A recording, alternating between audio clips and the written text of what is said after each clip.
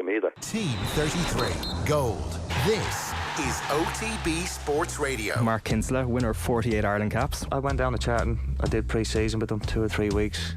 Played two games with them, scored in both games. Sat down with Curbs, delighted with everything. He said, we want to sign you. Sparrows Lane to Lair Road is 2.5 hours if the traffic's good. Spoke to him, grand, agreed everything.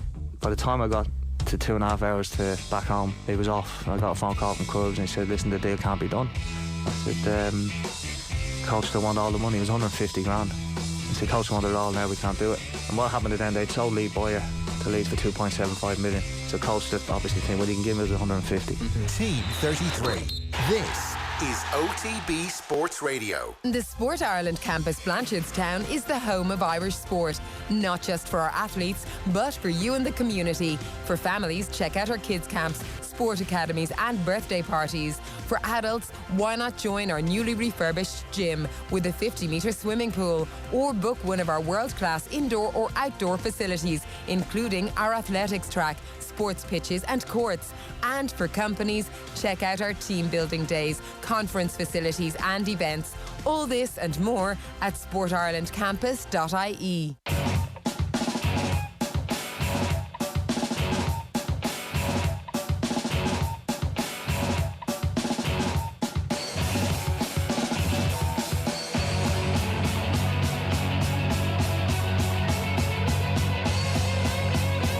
OTB AM. This is OTB Sports Radio.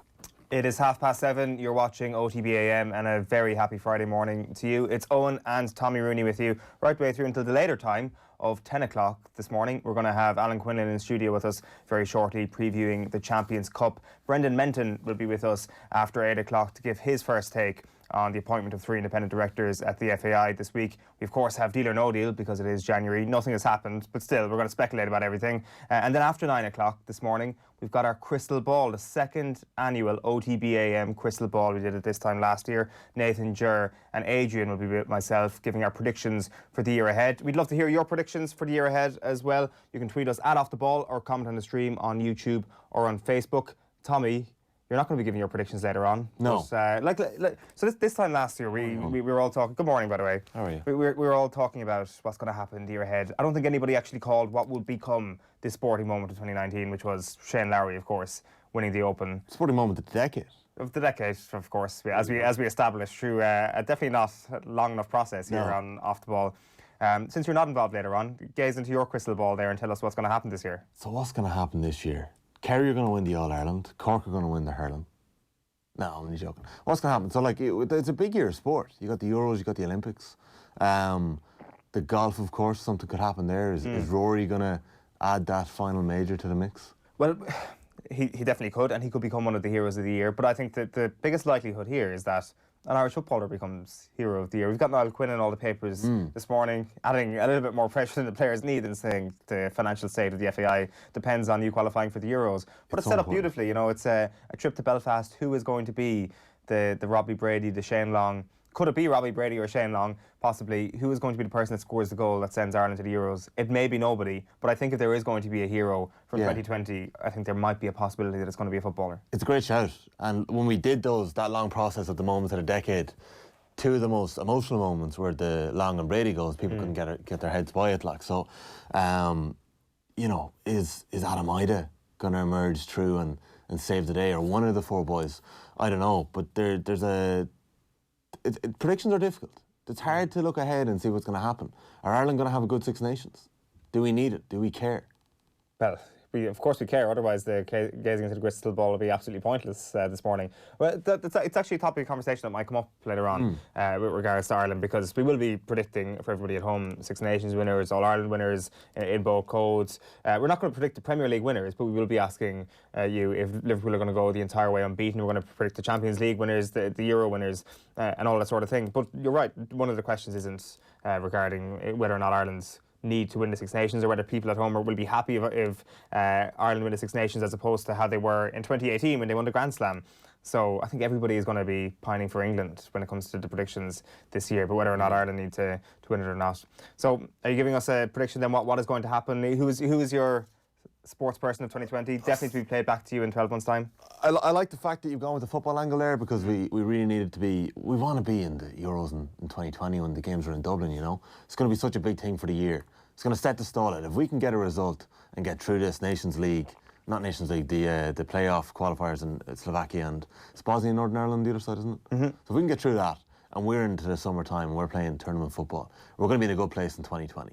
If we don't, if England smash through us and win the Six Nations, if we're, there's no football after March and we're waiting until Stephen Kenny to come in September, and then the Olympics come and it ends up not being the most fruitful Olympics, it's going to be a tough year. Well, that's the thing. I'm very, very hopeful. If Dublin win the All-Ireland again, it's going to be a tough year on. And if Cork win the hurling, a particularly tough year for certain people from certain parts of the country. If Liverpool go unbeaten, it's going to be a tough year on.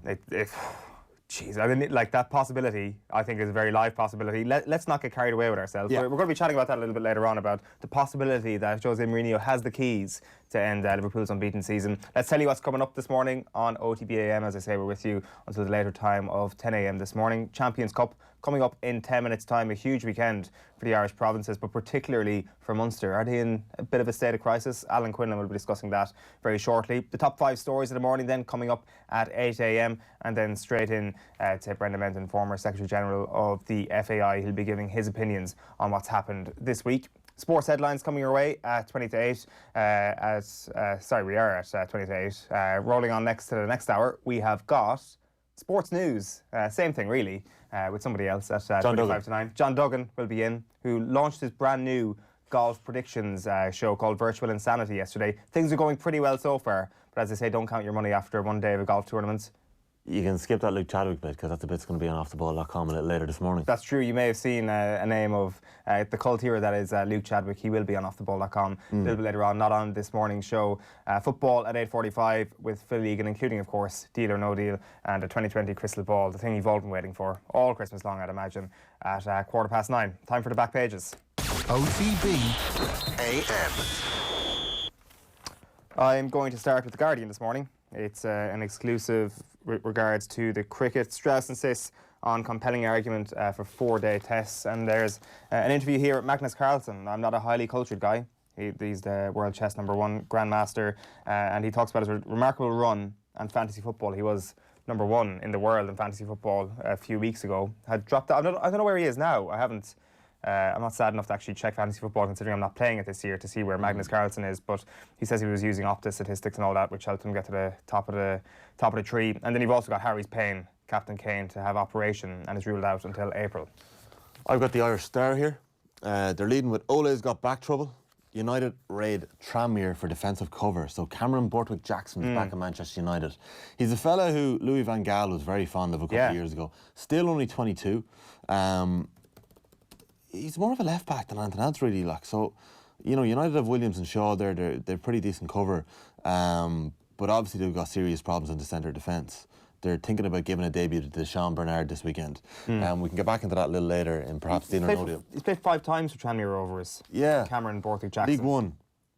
So Adam Ida, who is potentially going to start for Norwich at the weekend, surely he's looking at this guy who's potentially going to start. Well, I can't see him starting for Manchester United. Like Twanzebe, Bailey and Rojo are all out. Luke Shaw is battling in illness. Phil Jones got cramp. Maybe he is in the mix. I don't know. I can't see him starting him. No, it'll be quite a stretch. But another big story here: McBurtley to miss league for Donegal.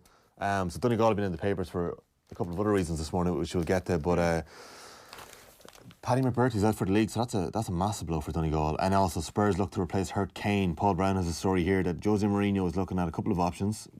Christoph Piatek from AC Milan and Milik from Napoli are in the mix to get a move to. I remember my driving instructor a few years ago telling me about this guy Piatek. He was from Poland himself, and he told me this guy is going to be the real deal. Got signed for AC Milan and has actually been scoring goals for club level and international level. So definitely sign him, is what I'm saying, Spurs. Back page of London Times is directors Northern Fansler. Sunderland board member claimed people in the North East do not understand business. That's Matt Lawton and Martin Hardy writing about that. Kane ruled out until April, as we've already mentioned. And Martin Ziegler's got an interesting one here. Paper beds for Tokyo athletes. Athletes competing at the Tokyo Olympics this summer will be sleeping on beds made of cardboard as organisers attempt to stage a greener game. So 18,000 bed frames in the athletes' village will be recycled after the Olympics and Paralympics and made into paper products. So there you go. There you go. The Sun Sport have, this could be the top of the morning, Deck, we canna field a team. Hey, that definitely top of the morning to you. There you go. Excellent. So Donegal have pulled out of the McKenna Cup. Declan Boner said during the week on Highland Radio that his side wouldn't be able to field a team, so they pulled him out. I know that we're going to come back to that a little later this morning again. There's also Wince Harry, Euros knockout fear, as Kane has. Wince Harry is pretty good as well. We cannot feel a team and Wince Harry. Like, I mean, the sun is on fire this morning. I'll be honest, I didn't get the Wince Prince thing there for a second. It's only when you say it out loud, really. That is the art of top of the morning to you, I found. And, well, yeah, you can get caught up very quickly. Maguire's pain game. Harry Maguire is willing to play through the barrier and face Norwich tomorrow. Injured his hip. It's hard to know what's going to happen and how long Maguire's going to be out for. And Callum Hudson-Odoi also has there's a piece here with Andrew Dillon. Racists will only make us stronger. Which do we have a detail on Harry Maguire's injury? Sorry, like, is there a number of weeks? There's no number of weeks here yet. It's saying that Maguire is... Sorry, it's just Joe saying in the box there. I just skipped over that. So, like, it's something that obviously failed a late fitness test the other night. End of February. Well, it's saying here that Maguire is ignoring medical advice and wants to play. Or April, I'm also hearing in my ear. The old 2 to 4 months thing has been a theme of this week. You're talking to Harry Maguire or Harry Kane here? Harry Maguire. Oh, I've You've been given detail about Harry Kane. I must have been given detail about Harry Kane in my ear. Okay. There's 2 different Harrys in the news this morning. Front page of the Racing Post, regulators not comfortable with bookie sponsorship and jockeys and trainers, and jockeys chief blast BHA over cocaine verdict. Back page of the Racing Post then is happy return. Moyes can maintain decent start in second stint at West Ham. It's Sheffield United against West Ham in the Premier League tonight at 8 o'clock. I've got the Daily Mail here. FAI's new leaf. Minister says old guard are now all gone. So that's Shane Ross speaking yesterday. He's ready to assist the FAI moving on after meeting the FAI's new chairman, Roy Barrett, Catherine Guy and Liz Joyce are the other 2 directors. So Shane Ross and Brendan Griffin met them yesterday after they met the staff. And then Boner pulls Donegal out of McKenna Cup. So we had that story earlier on too. And Kane's agony, surgery to force Spurs striker out until April. So big story there. Harry Kane is gone until April. Also up here, we might get into Alan Quinlan in a little while. Strong show from Kelleher may force Andy Farrell's hand. I know he was in Boat Yourself and Jers. Yeah. 15 to face Scotland, 23 to face Scotland. Missed Christmas action because of a thumb injury, but you'd imagine if he comes back and plays the top level in Europe, he's going to be straight back into the mix. Yeah, Leinster Leon is live and off the ball this Sunday. I think when it comes to the new faces in the Ireland setup, it's almost like Ronan Kelleher and John Cooney have played themselves into an unignorable position at this point. Yeah. But we'll get into that with Quinny, as you mentioned. Front page of the Daily Telegraph then this morning is Mo Farah, my Salazar regret. It says it's an exclusive interview, but I'm not quite sure that's actually the case because he was speaking to the BBC as well last night. He says I would have been the first one out had I known coach faced drugs ban. Reveals Olympic champion.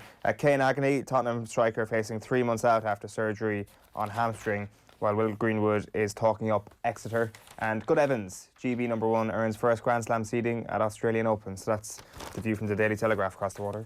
I also have the Mirror here this morning. Ole, hello Tranmere, semi-players back. So that's the Cameron Borthwick-Jackson story this morning. Seems like a bit of a strange one on paper. Don't know why they just don't go out and pick up a defender. We've also, this is the UK Mirror we've got up on screen here. West Brom at war with Villa over Barca Kid, which is of course the story you brought you. The Louis Barry story. The Louis Barry story, which one Mr. Gilroy is getting great pleasure out of here on OTB AM every morning. I'm not sure if it's in the paper here, but it's a really interesting one. We're probably only interested because he played for Ireland back in 2018 at under 16 level. But yeah, we went through it earlier this week that he grew up in a Villa mad household, played at West Brom, got a transfer to Barcelona. Barca didn't have to pay as much money as an English club would have had to pay West Brom. Barca actually have never paid him at all since the move 6 months ago. They haven't paid West Brom a penny yet. And now Barca are selling him back to Aston Villa after 6 months for something like 2 million. I think they owe West Brom about 200,000. Sorry, just here as well. Quinn, we need boys to qualify. You mentioned at the top of the show this morning, Niall Quinn saying Ireland qualifying for Euro 2020 is massive. Donegal withdraw. The Harry Kane story, Harry Payne. And also there's a little story here from David Moyes. End the Tevez feud. He's telling the Sheffield United fans that their future is bright enough. They can forget about the Tevez feud from a few years ago. Of course. Yeah. God, how many years ago was that now? Probably 2007. 2007. Well, visiting Bramall Lane. Oh no, sorry. They're visiting Bramall Lane for the first time since 2007. It wasn't 2007, was it? Oh, I think It would have yeah. been, because it would have been a Premier League side, and they haven't been back up since until this season. So, God, that is sour grapes, I'd imagine, and rightly so, I'd have thought, from Sheffield United. So what? It was Tevez and Mascherano were about to sign for Sheffield United, and then through third party they went to West Ham.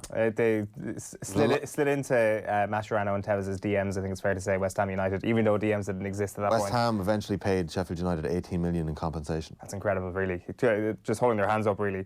Front page of the Irish Examiner sports section is room to improve. Ronan O'Gara says, bring your boots and gum shield, leave the headphones at home. It's strong stuff from Ronan O'Gara, which we'll get into in just 1 or 2 minutes with Alan Quinlan.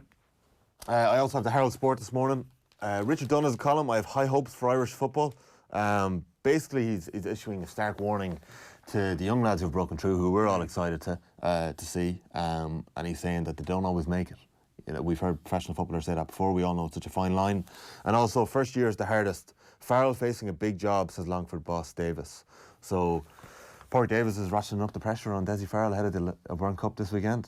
Dessie's obviously speaking to the media later today. John Duggan will be speaking to him for the show tonight. So it'll be interesting to see what Dessie Farrell has to say. And then Quinn, Euro funds vital for Ireland. Niall Quinn. Yeah, no pressure or anything. The Irish Times sports section leads with Jerry Thornley talking about Munster. They're locked and loaded as big guns return for a must-win clash. And it seems, just to read you out the first paragraph here, increasing signs JJ Hanrahan will be named in Munster's starting 15 for Sunday's win-or-bust meeting with Racing in Paris. Imagine if JJ Hanrahan actually comes in and is the key cog in Munster winning this game. The way the fixtures have fallen, you might have thought to yourself, well, the fact that they actually got a Sunday game benefited them hugely. If it was tonight, by all accounts, there's probably no way you could play. Tomorrow, perhaps even more touch and go, if you can use that phrase. But just the fact that he's had an extra 48 hours or so, 24 hours in comparison to the other provinces, might just be the thing that gives Munster a bit of a... You're saying if Hanrahan drags Munster through to the Champions Cup quarterfinals, that you'd have him... Thank heavens on Sunday. Thank the fact that it was Sunday, you know, that they're playing the game, because it could be key. Matt Williams also, his piece this morning, not really focusing around any of the provinces. He says no shortcut to the top when it comes to professional sport. He's basically talking about sitting in a cafe in Sydney, referring to a bitchathon is what he uses here, because he was listening to two players who were sipping cappuccino, giving out about their coach. And Matt Williams was eavesdropping and went over to them and gave him a piece of their mind. It's a great column. It's worth reading. John O'Sullivan, meanwhile, saying Para pinpoints Claremont priority of stopping in-form Cooney. So it is rugby leading the way this morning in the Irish Times. We didn't do the Indo yet, did we? No. The Irish Independent this morning, ridiculous schedule, sees Donegal pull out of the McKenna Cup. That's Chris McNulty, who's been on top of that story all week. And Niall Quinn, let players know value of success in playoff, as if they don't already know. So there's a few bits there, and Stephen O'Brien is also on the back page of the Indo as well. I think you've got the Irish News too. Yeah, let's have a look at the Irish News this morning. Presumably something to do with the McKenna Cup. Illness, injuries and Sigerson forced Donegal's withdrawal. There it is, leading the way. And Currafin, one of the best ever, says Laverty. So that'll be Kilcoo talking up Currafin for the next, I suppose, 9 days or so. It's incredible that we're actually kind of getting into club finals already. They had an event in the clubhouse in Kilcoo yesterday, last night. But there's just I thought it was a really cool thing where they had a massive poster of all the squad, the managers, the backroom team, anyone in the club who's been helping out in their campaign. It's a really cool framed photograph they have up in the clubhouse already. All right, nice one. So they're talking up Currafin. Pretty easy to talk up Currafin, one of the best club sides we've ever seen. Tommy, thanks for popping in this morning. Alan Quinlan is standing by. Before we get him in, let's have a listen to what Andy Dunn said about Munster this week. This has gone on for a couple of seasons, certainly in my mind, is they're having a bit of a crisis of identity in terms of what is their best way to play rugby. Yes. Because the best way they played rugby was a strong pack and Raj for 15 years. Yeah. And Raj never got injured. No, so and that shaped them in the professional era. It shaped them in the professional era. They weren't necessarily renowned for that when Tony Ward was playing 10 back in the 70s and 80s, because he was very unpredictable. And famous quote was the centres, Tony Ward introduced himself to his outside centre on a plane, because they had no idea who he was or what he was going to do with the ball. So Munster had a very unpredictable history, then a very predictable history under Raj. You think back to 2008, maybe, when they were really at their peak. Some of the rugby they played was absolutely fantastic then as well. Yeah. And brilliant running rugby from deep in their own half. You've Doug Howlett in there. So, they got a beautiful balance at their best. They did. But what is it now? Well, I don't know, because I think when Rod Penny came in, he tried to give them a new a new departure in how they play, but he wasn't given time to do that. And I think the Thomond Park crowd weren't patient about it. I don't know how many of the senior players were patient with it. Who knows what would have happened had he got a couple of more seasons, but I do think they've got two people who can shape a style for sure in Roundtree and Larkham. Interesting stuff there from Andy Dunn speaking to Joe on Wednesday Night Rugby. You can check out the full piece on youtube.com/offtheball. It's interesting that he mentions that what would have happened had Munster had a bit more patience with Rob Penny, or his plan would have been allowed to develop over the next few years. I'm not sure, is that something you've considered recently, because it's I suppose about 7 or 8 years ago or more, over a decade at this point, before we were having this conversation.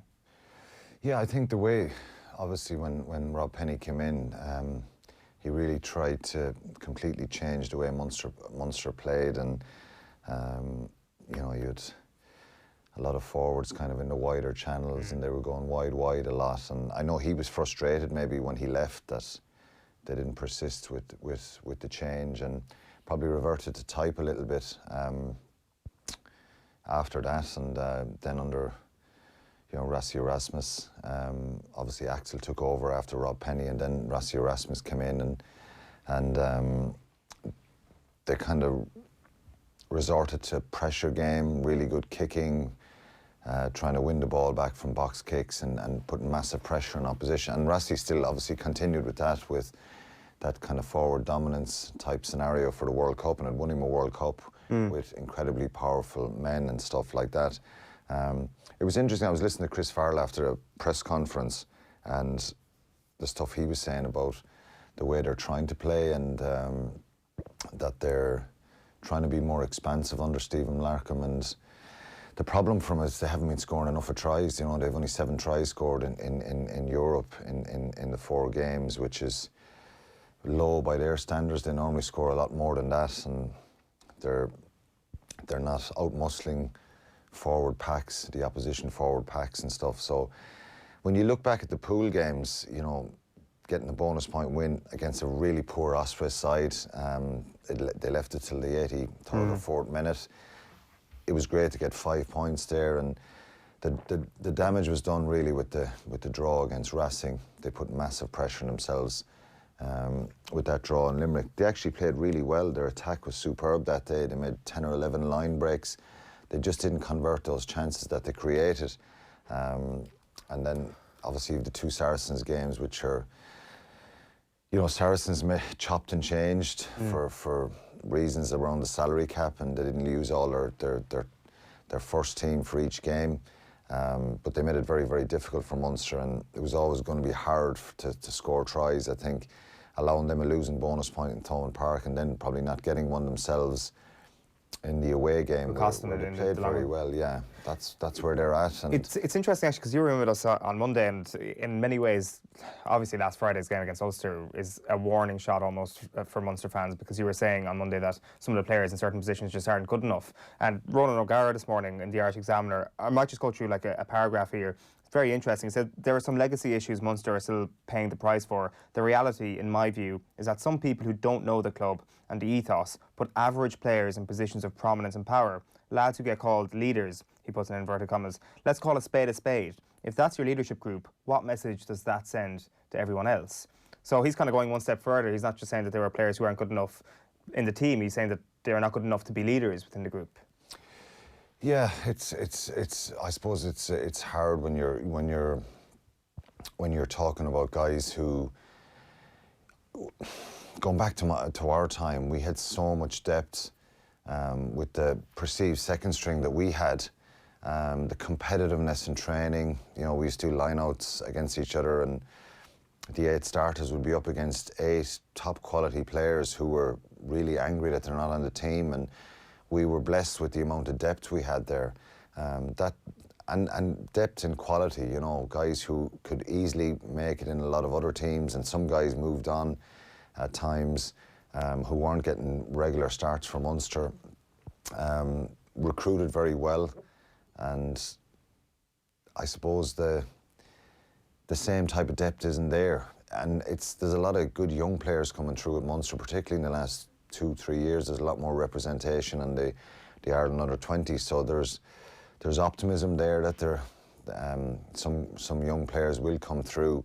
But I think when you go into Europe, you need international standard players to win the competition right across the board, and Munster don't have enough of them. So it seems very disrespectful to say that guys are not good enough, but there's some areas that are weaker than others, and if there is injuries, or if you just look at the last couple of weeks where there's been the World Cup players were pulled out for the 2 weeks, and there's no consistency in selection, and then you have injuries on top of that, and they've suffered over that, you know, where when I played, there was probably 10 to 15 guys away with Ireland all the time, and the second group were a very strong group. And I played in a lot of those because I didn't start for Ireland in all those games. I would have been an Irish squad member all the time, but I remember going back and you know, going away to Edinburgh on a Friday night and winning those matches, or going away to Cardiff on a Saturday and getting results, and being confident with the group around that there was a lot of experience and quality there. The same kind of depth isn't there, and I know there's a frustration probably with Munster fans that it's 8 years now since they won a trophy, and there's been a couple of transitional periods, and there's a bit of frustration there. And where are they in comparison to where they were 8 years ago in terms of the distance between them and a trophy? Well, I suppose getting to European Cup semi-finals the last number of years was, in my opinion, a very good achievement, because to win the competition, like I said, you need so much quality right across the board and so much depth. We've seen that with Leinster and Saracens and some of the big French teams, that they can change 15 players and bring in internationals. There's not many teams can do that. There's probably only 4 or 5 across Europe who can consistently make that kind of change. So I think with I was probably looking up some stuff in the last few days that there is a frustration there, and there is a sense that, do they need another little bit of time? You know, Damien Dialinde will come in next year, and what's the second one from South Africa? I'm gone blind. Snyman. Snyman, yeah. They're world-class players. They'll come in, and they will make him a lot stronger for sure. But I think just probably not producing enough of exciting, incredibly talented young players coming through at once. You know, you look at Leinster and the example with Ireland the last couple of years, where Porter, Levy, Larmour, James Ryan, all kind of 4 or 5 guys came through at once, straight into the Leinster side or straight into Ireland. That's an ideal scenario where you want to bring in young players. Some guys take longer than others to mature and to make that step up. But yeah, they're a bit away, you think, and I think if they got some sort of consistency in selection, that's really hampered them in the last couple of weeks. So I would say with all their players available, they're a good side. They're not a great side, a brilliant side. They're capable of beating anyone with their full strength side. But when they make those changes, they seem to have been hampered a little bit more so this year. So come the end of the season, will they make the playoffs for Pro 14? Yes. And are they capable of winning it? Yes, they are. Have they been in an incredibly tough group? For sure, because I know some people will say Saracens made those changes, but they've so much depth in their squad that they were still 2 good Saracen sides. There was opportunities. They won the game in Limerick and actually played quite well, Munster over in Saracens. But Saracens and Racing are two potential winners here, this competition. You know, Racing will go to 21 points or possibly 22 if they win on Sunday with a bonus point. Sarries will go to 15. And they'll play Racing in Allianz Park next week. They could go to 20, so it could finish Racing 21, 22, Saracens 20, and Munster, 17, 16, 17. So they have to win in Paris on Sunday. The 3 of them could be around 19, 20 then, which it would make things very interesting. It would make it really interesting. So it's a very tough group. So they're a bit away, but I wouldn't be as critical as some. I do agree with Rog in the sense that you have to deal in reality here. There's a lack of that top class international player right across the board. and they've had to make do what they have in the last number of years. They've brought in a lot of players from outside the province, whether it be guys from Leinster or overseas players, and that's just the way it is. They haven't produced enough. It doesn't seem like players. that's going to be that decline in the homegrown talent within Munster is going to change. Yeah, but no, I think there is some good young, good young players that are coming through. As I said, there's a good number of guys. Ben Healy is a really exciting player. Jake Flannery, Jack O'Sullivan, Gavin Coombs, Liam Coombs, Shane Daly. There is a lot of good young players, but I think they're probably not as making that jump as quickly as the likes of Porter or Larmer or these guys, which is fine. So I think I'm trying to believe there's still another year or two in some of them to be really top-class players. Why aren't they making the jump as quick then? I don't know. I think it's a little bit down to numbers as well. When you have so much quality across the board and so many guys coming through at once, that the stats and the facts are that, you know, if you've 20 good young fellas, 4 or 5 of them will be really, really good. Sure. There'll be a next level of a little bit below. So it's just about maturity as well. And then you're probably putting, you know, if you put 4 or 5 into a team with 10, 11, 12 internationals at once, then they get brilliant. They play in the first team basically. And I've always said this, you know, when you bring young players into the team, an ideal scenario would be put 3 young fellas in with 12 top-class internationals, and then they're playing in the first team essentially, if you like, rather than 6 or 7 of them playing on the second string side, if you know what I mean, and struggling a little bit. So being part of a team that's fairly dominant, and then they can really grow in confidence and do something special, like we saw Larmer doing down in Limerick a couple of years ago. He's an incredible talent. So just on this Sunday, Alan, it's looking like JJ is going to be fit for the game. Is that a big thing in your view, or were you kind of excited about the prospect of Ben Healy getting his opportunity in a big European game? No, I think, to be fair to JJ Hanrahan, he's played really well this year, and he's got some consistency into his game. I felt devastated for him on a personal level that he didn't get that drop goal against Racing, because it would have done his confidence and his belief the world of good. But I think he's played really well. He's missed a couple of kicks here and there, but I think he's a very, very talented player. I think the issues he's had over the years is probably just control and confidence and self-belief in himself, and really to be a bit more confrontational and physical. But I think he's improved a lot, and I think he's kind of excelled in that role this year. So he has to start for me. But if he didn't start, I'd start Ben Healy, because I think then you're leaving Rory Scannell as a 12 and you're not making 2 to 3 changes for one position. But and at the point you were just making there a moment ago, like, the players around you in the European night are far superior than, say, getting thrown in on a bad Pro 14 night, for example. And like, it's not the worst situation for a young fella to be thrown in to, especially given all the talents that we know that he has. Yeah, for sure. And he is a very talented player. And for any young player, Owen, it's about confidence. You know, some guys will be really, really confident in themselves, and they'll have that temperament and mentality. But it's difficult. By and large, it's difficult for young players to step into any kind of hostile environment like that and excel. If things go well, if they start the game well, you know, they grow in confidence, they believe in themselves, and they enjoy themselves. But it's a very difficult one. So, what's your gut feeling on this? My gut feeling, it's very difficult for Munster to get a result, because it's probably that word cohesion that they've lacked in the last number of weeks. And when you go into big games like this, it's really good to go into them on the back of 2 or 3 really positive results, where you've won or you've scored tries or you've been really positive in the way you've played. They've had so much change throughout, you know, the interpros. And people will say, look, the other provinces have had to deal with the same thing as well. But then the injuries, I think Tadhg Byrne and Joey Carberry are massive losses.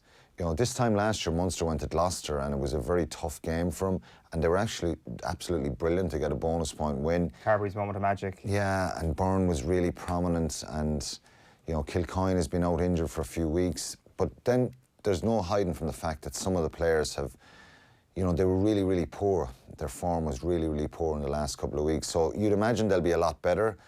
They'll be more intent. There'll be more aggression. And I think Rog makes a very good point in his piece. Is, you know, they've got to be confrontational. They've got to roll the sleeves up here and be in for the fight, and stop Racing, because they're a very talented side. And if they get on the front foot, you know, Vakatawa, Teddy Tama, Imhoff, these guys can cause you all sorts of problems. So it's a really, they've amounted a climb really. But I'm hopeful that they can throw caution to the wind a little bit. And if they cut out the mistakes, I think it's been a recurring theme for them. In the last 7 games where they've only had 2 wins, they've had 1 draw against Racing, is just mistakes and taking their chances. Because like I said, they've got in really good positions and they just haven't been able to build a relentless kind of pressure. And you go back to a couple of years ago when they topped their pool, got to the semi-final when they were beaten by Saracens, topped the Pro 14, got to the final, they lost to Scarlets. There was a relentless kind of aggression and intensity about their rucking, about their carries, about, you know, even though they weren't that expansive, they were really good to watch. They just had a real tempo about them.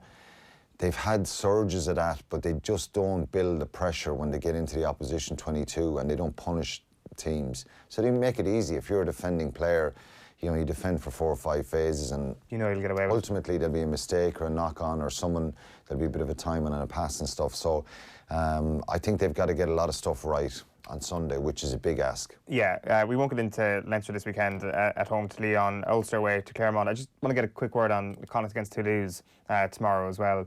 Like, when you talk about being up against it, there's a province who's right up against it at the moment. Yeah, they've Andy Friend is 9, I think it's 9 players back, which is a massive boost. He's been hampered in the last couple of weeks. You talk about maybe with Munster have struggled as well. Both those, Connacht lost their 3 games in the Interpro series, so they've really struggled as well.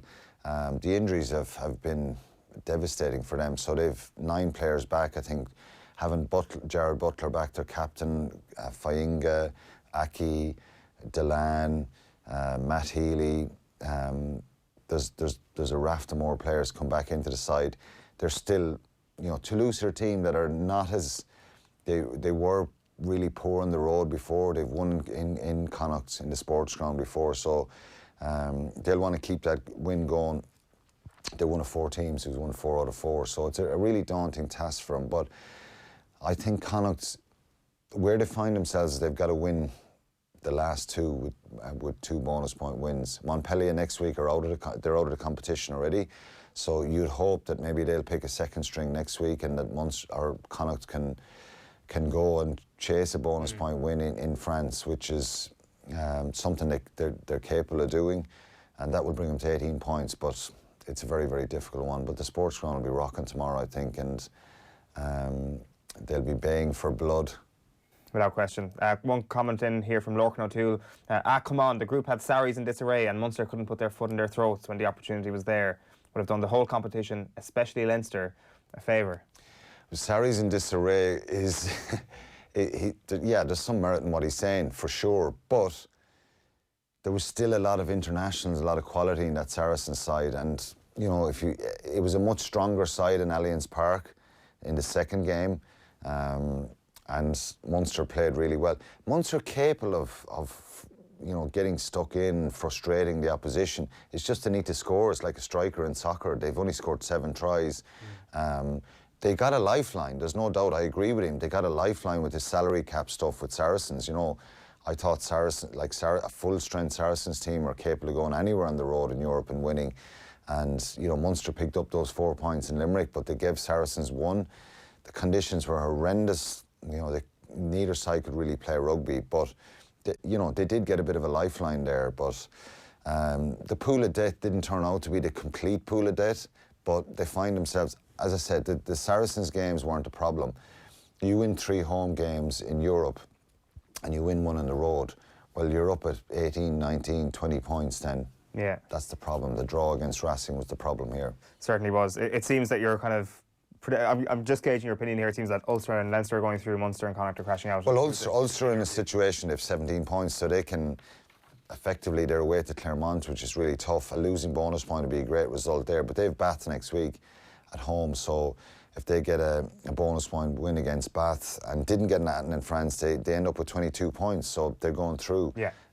Connacht have a slight chance. Leinster will probably, Leinster will win 6 out of 6 because they've Leon at home and Benetton away next week. So it's maybe only one win this weekend from the Irish provinces, I think. Well, we'll be set up for a nice Hopefully surprise. we're wrong. Exactly. We'll be set up for a nice surprise on Monday if you are wrong. Alan, thanks a million for popping in. Enjoy the weekend's rugby. It is 9 minutes past 8 on this Friday morning. Brendan Menton will be joining us at around 20 past 8 this morning to chat about the FAI. We're back with the top stories this morning right after this.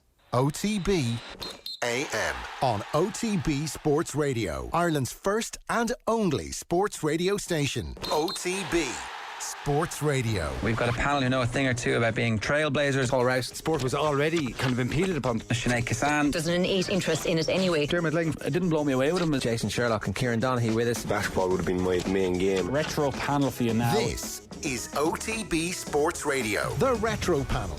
Wednesdays and Thursdays from 4. OTB AM. You're very welcome back.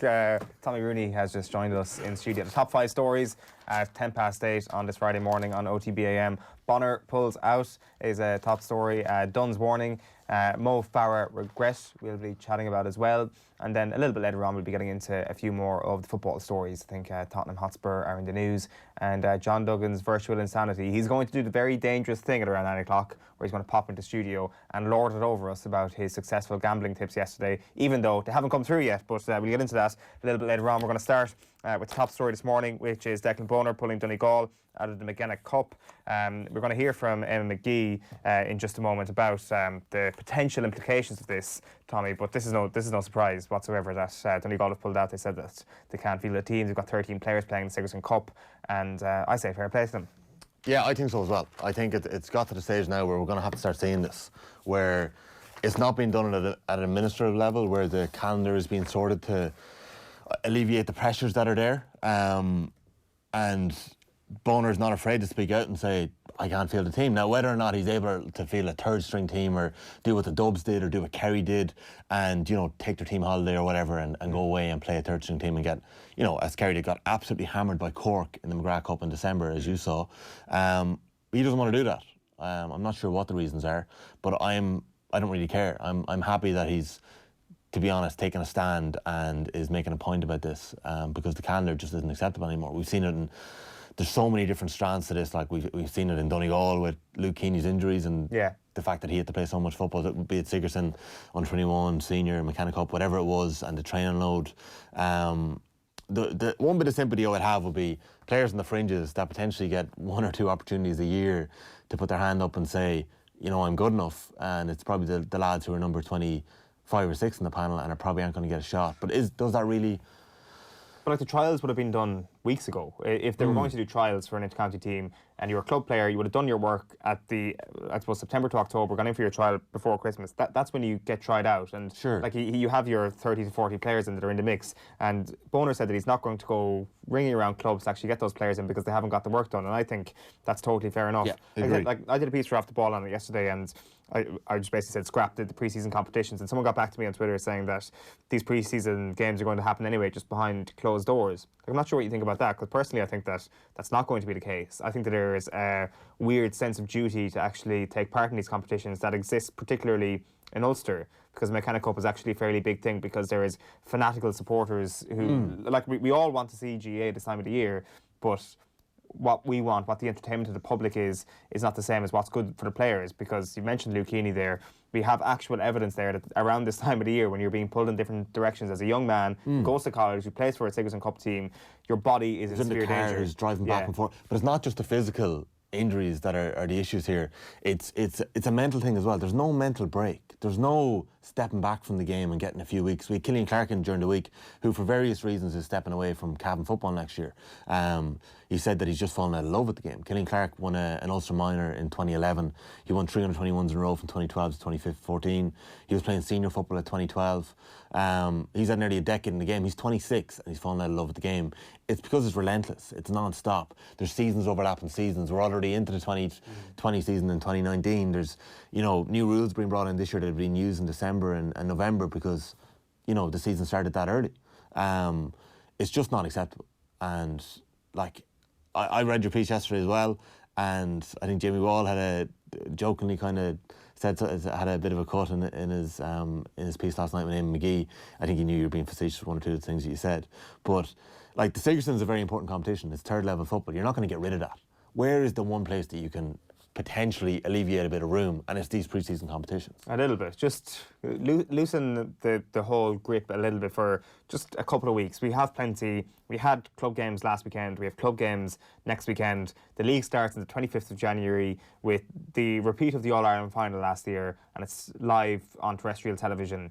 Between the club games, the Sigerson games, which I think should be pushed to the forefront a little bit more because it's quite often of an inter-county standard. If you put those on television, surely we would all be satisfied as GAA fans just to, accept that the inter-county football can wait until the end of January, not the middle of December to the start of January. We're not like asking for it to be pushed back months and months. You can still get your fix this month. Just wait a couple of weeks and let the players have those couple of weeks off. It could be vital for their own well-being. And there will be players.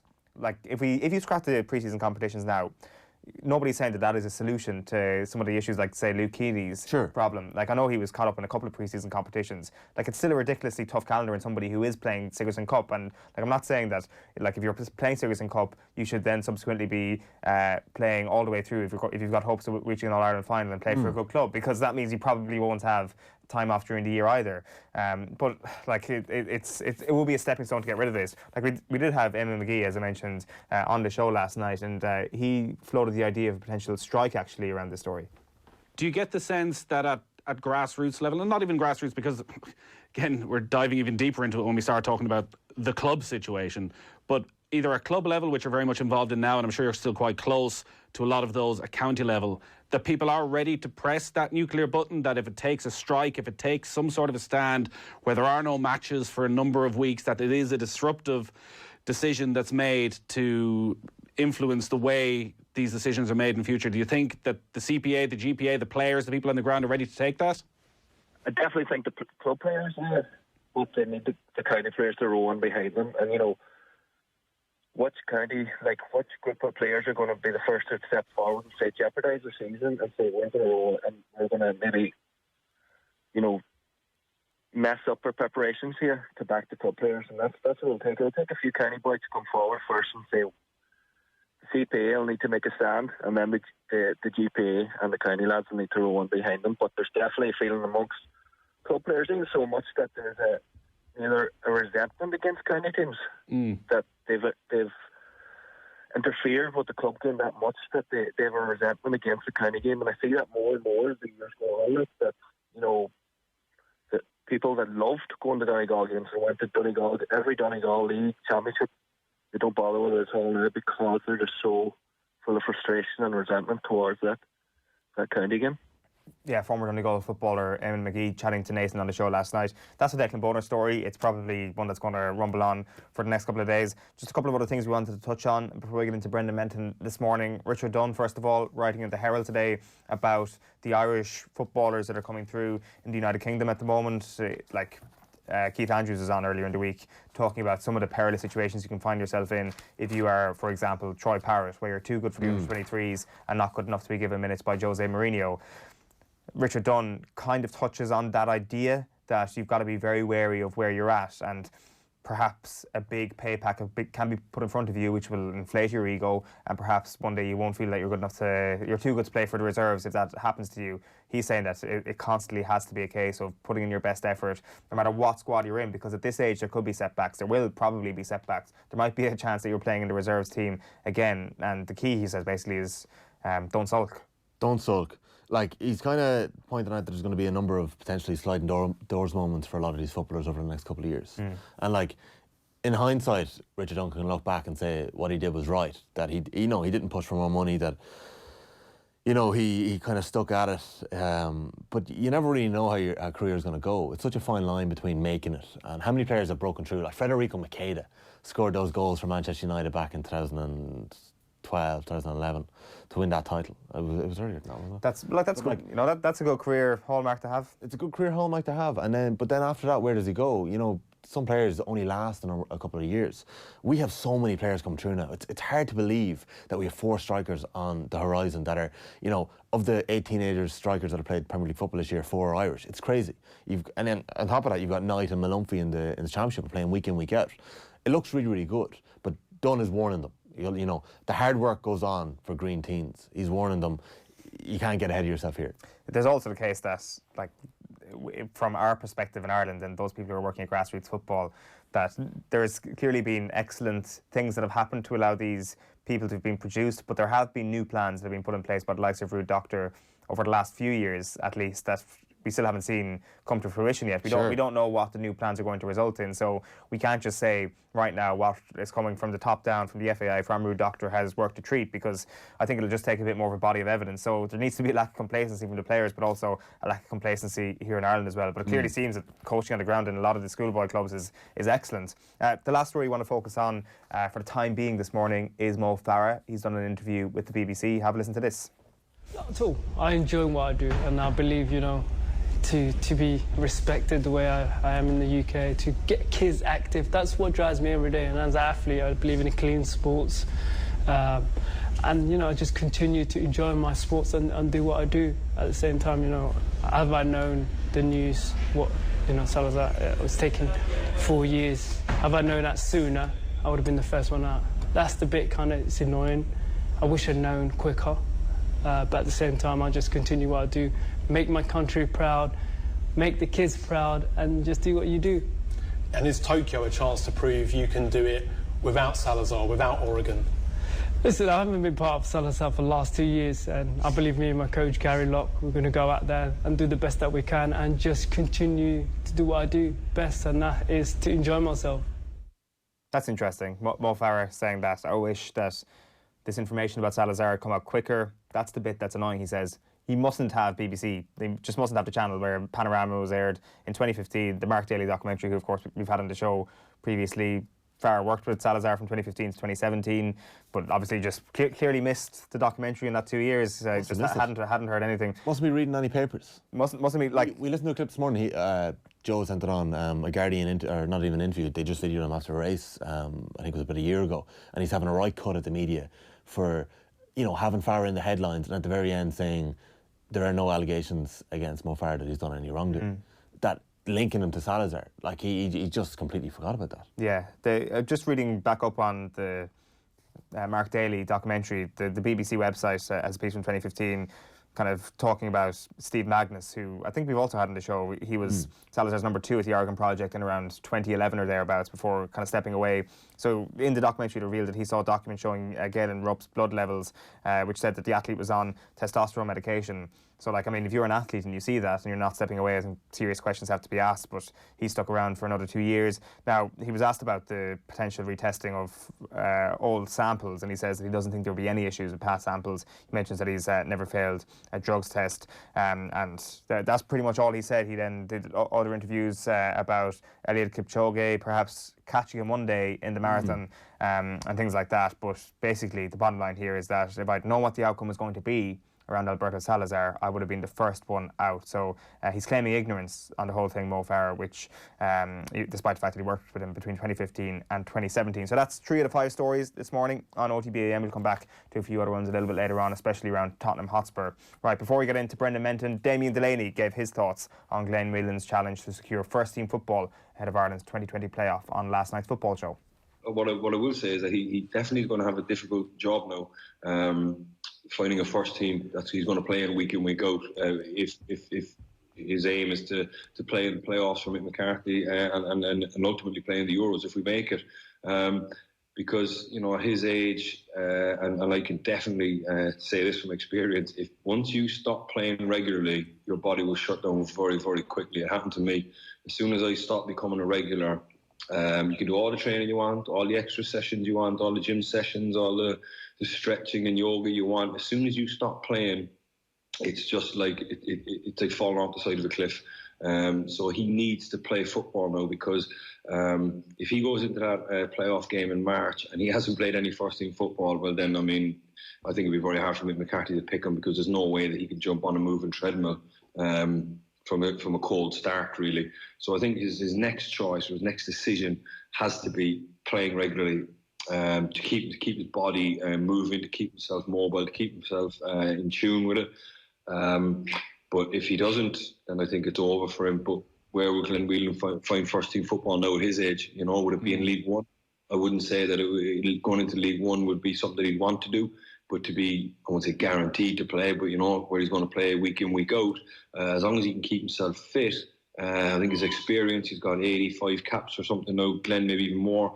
I think with his experience, as long as he's fit, he can get himself through the games.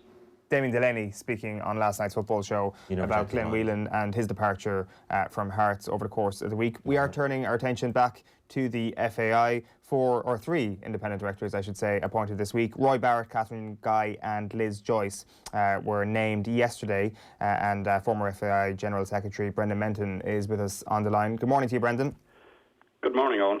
So we might start with those 3 independent directors, Barrett, Guy and Joyce. Shane Ross seems particularly confident. Would you share his positivity? Yeah, I think it's a good start. I think 3 very competent people are now on the board of the FAI, and you know the FAI needs all the help it can get in resolving the issues it faces, the governance issues and the financial issues. For sure. Do the names that you saw come up during the week, did they fill you with that belief that they can take the next step forward? Well, I don't know the people involved, but I've read the CVs, and yeah, like we have a lot of corporate finance experience, we've legal experience, we have HR experience, and that experience and expertise hasn't been on the board prior to this. So yeah, I think it's a good start. You were tweeting last week, I think it was, about Donald Conway being the chairperson of the FAI Nominations Committee, which selects and endorses independent chairmen and the independent directors. You said that it's inappropriate. Does the identity of these independent directors now change that view at all? No, I think this it's a lot of these issues are about governance and good governance. You know, I would have preferred if somebody else, or one of the new directors, had chaired the nominations committee. I know the governance review report suggested that the president would chair the nominations committee and be part of the selection process. But given that Donald Conway has been a sort of a director of the FAI for 14 years, has been there while all these problems were building, I would have thought it would be better if he had stood aside. That was simply the point I made on that Twitter comment. Do you think that that's still a possibility in the future? Do you think that there is a possibility that a reputation is kind of enhanced here and he is able to move forward? Well, I think Donald Conway is standing down in 2 weeks' time, and I think that marks the end of the old FAI, and we will have a completely new board. All directors will be new following the AGM. I think it's on the 25th of January. Yeah, I think that marks sort of the start maybe of the association dealing with the problems and moving forward and finding solutions. I think the problems are there. They're going to be there in the long term. The financial problem is not going to be easy to resolve. There is the investigations are still outstanding, the COSI report, the ODCE report with the Gardaí, and then there's the internal Mazars and Grant Thornton reports yet to be made available or published, if they are going to be published. But I think with the new leadership in place, I think it gives us some hope that this football in this country can address these issues and begin to move forward again. Yeah, for sure. I think my point, Brendan, is kind of more wider beyond Donald Conway. Obviously, he is stepping away, because if you read Shane Ross's statement yesterday, it's quite interesting. He says, the old guard have now been excised and a healthy regeneration of the FAI can commence. Are you confident that the old guard has been excised, or is Conway's departure, impending departure, kind of being held up as a representation of the entire old guard?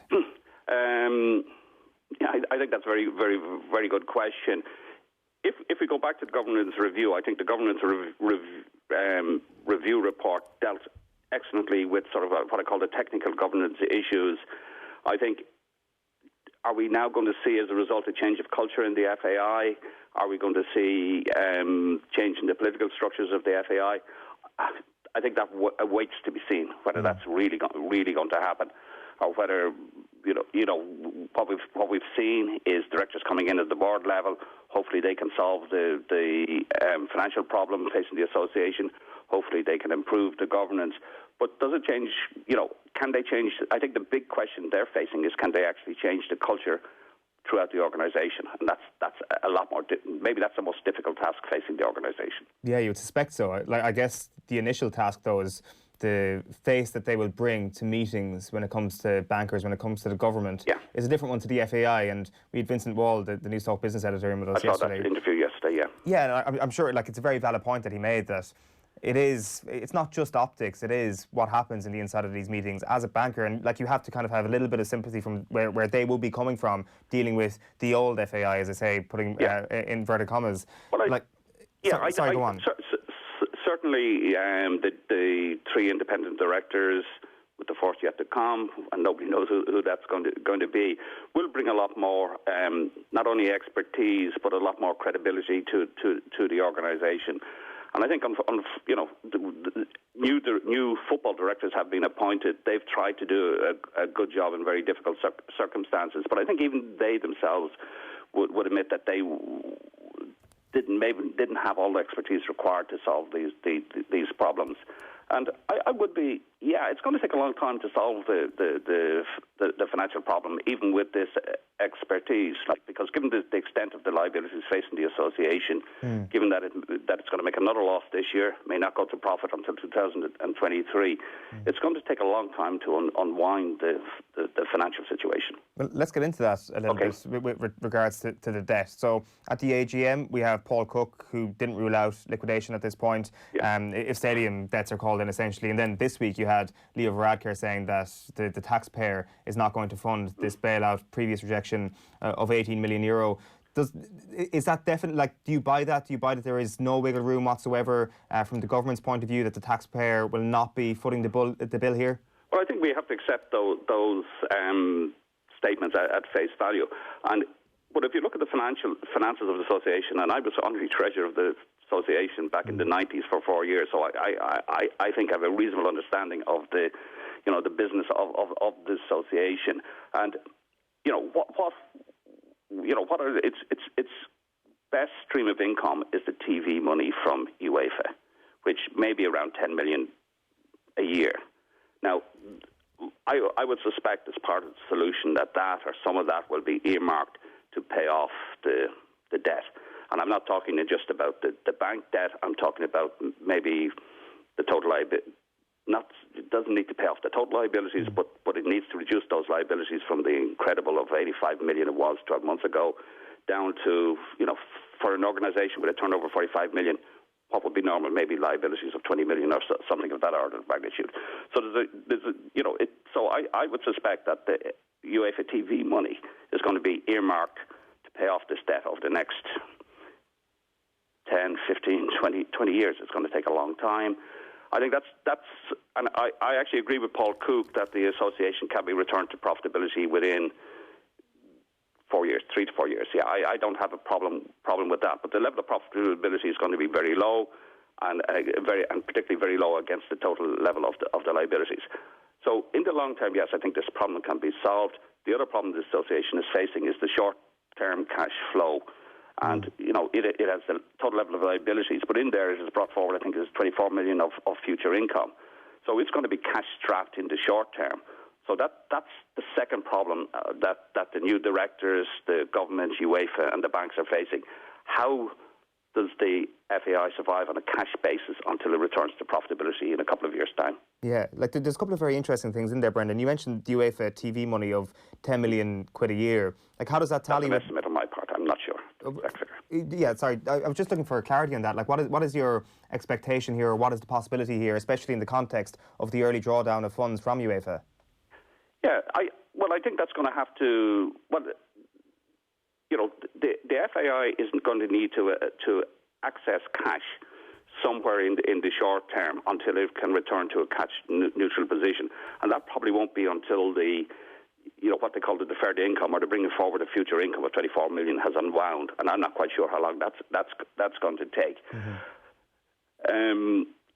But look, I think the important point in all of this, Owen, is what's going to be the impact of this on the development of football in the country over the next decade or two decades. And that's my real fear, is that the FAI is going to remain cash-strapped, it's going to remain resource-efficient, and football development is going to be held back. And I think that's my fear is that's going to be the real legacy of the problems that have arisen. And, you know, is football still the most played sport in the country? I'm not so sure anymore. And if we look at the ground, I think football is losing out big time to both the GAA and rugby, and that could continue into the future. And I think that's the real problem that we're facing. We can solve the financial problems, but at what cost to the development of football? Yeah, that is the big question. Just kind of one final administrative question almost, Brendan, just regarding UEFA and their rules on government interference. So UEFA are coming to town to meet the government next Tuesday, I think, the meeting's being held. Like, can a government, for example, act as a guarantor for a football association under these UEFA rules? Is there going to be some wiggle room on the UEFA rules on government interference in a situation here where the Irish government might have to get involved? I think the crisis facing the Football Association of Ireland is unique in UEFA terms. I know there have been problems in other football associations. I think Bosnia about 8 years ago was the case in point. Greece before that, where these associations got suspended. This needs a partnership, between the government, UEFA, the association's bank, the association itself, the wider football stakeholders to resolve it. So I think everybody has to play a part. And I can't see that UEFA are going to say, oh no, we don't want your help from the government. Oh no, you can't guarantee. I think technically under the rules, I don't think the UEFA would have any problems with the government guaranteeing the loans. But but to what extent? If, as I think, looking at it, the most likely solution is that the FAI's future TV money from UEFA will be earmarked against the liabilities. Right. And, okay, it may need a government guarantee of some sort, because it's not only the 28 billion bank debt, they actually need to increase the bank borrowings, in my view, to resolve the financial situation. Because what's happened is they've reduced the bank debt, but they've reduced the bank debt at the cost of increasing liabilities everywhere else in the organisation. And that's not a sensible policy. It wasn't a sensible policy. So, I can't think that UEFA are going to have a problem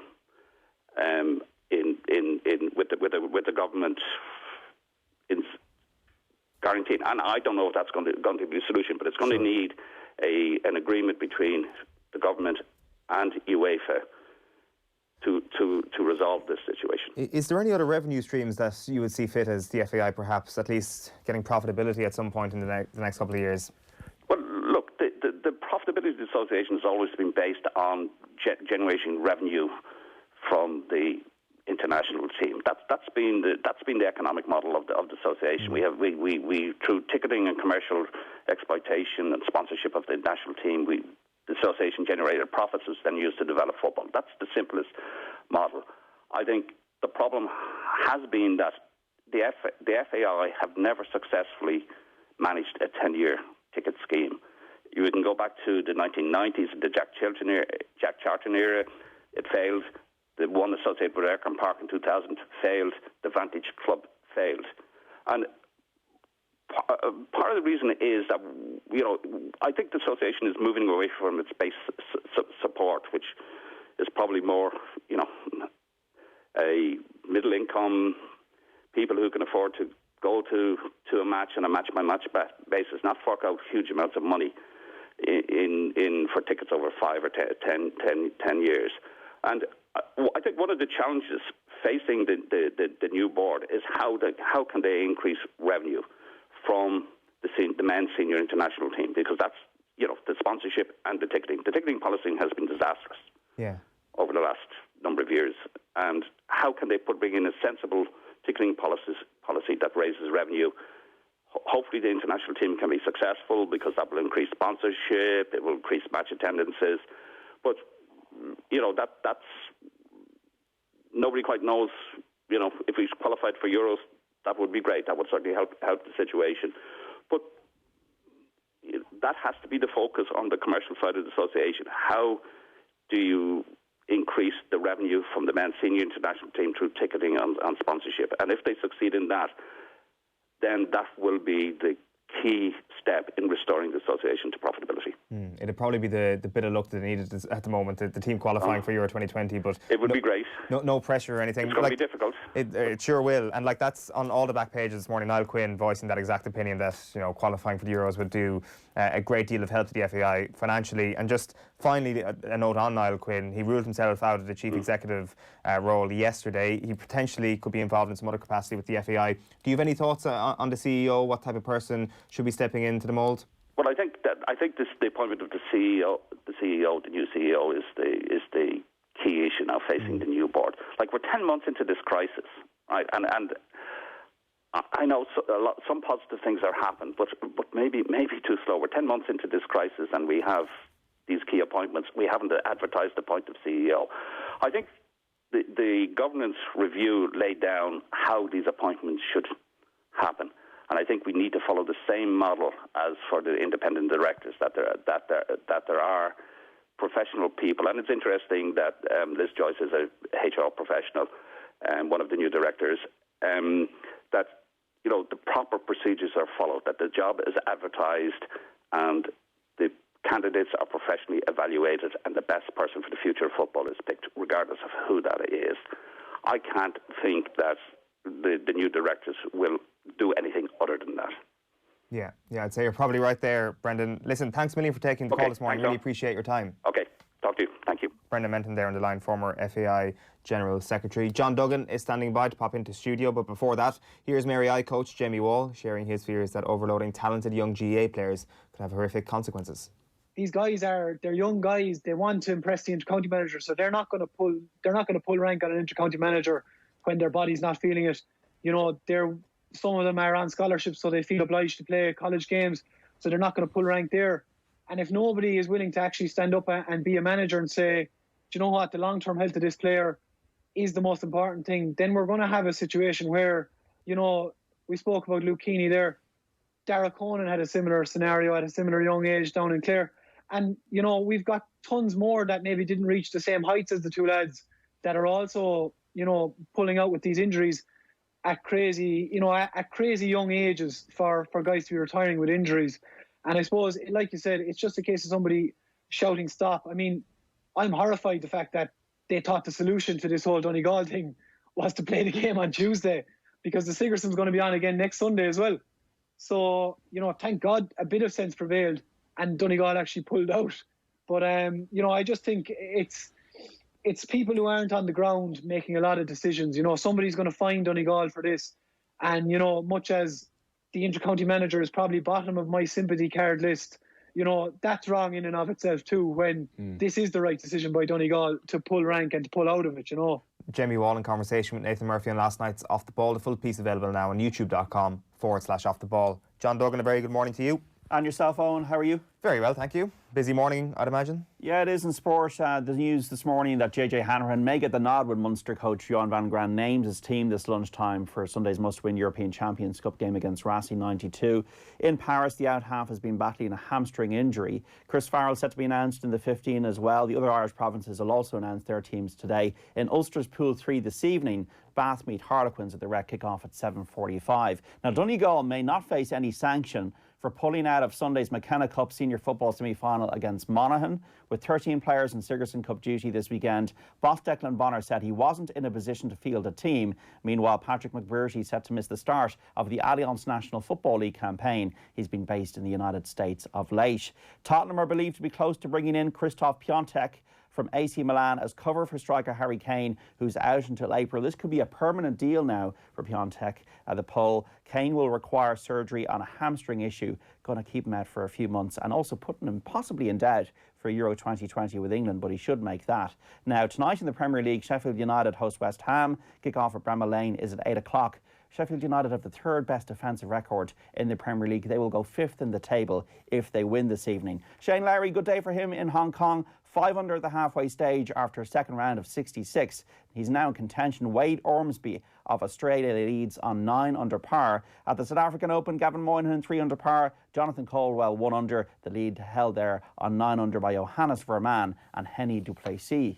Now in golf as well, Graham McDowell 1 over following his opening round of the Sony Open in Hawaii. 6 shots behind the pacesetter Colin Morikawa. Ireland's cricketers narrowly lost by 1 wicket to the West Indies in their one-day international in Barbados, going down 2-0 in the series. West Indies won the match with a 6 off the penultimate ball. Ireland had 2 chances to run them out in that final over. And Donegal O'Brien, Owen, sadly in his first runners as a trainer in Dundalk this evening. The all-weather fixture beginning at 5 o'clock, also meeting on the jumps card at Thurles today, 12:40 the start time there. Good stuff. And ladies and gentlemen, don't be worried, we will get John's take on Spurs a little bit later on, and also we'll be chatting golf very shortly. Now though, it's time for Deal or No Deal.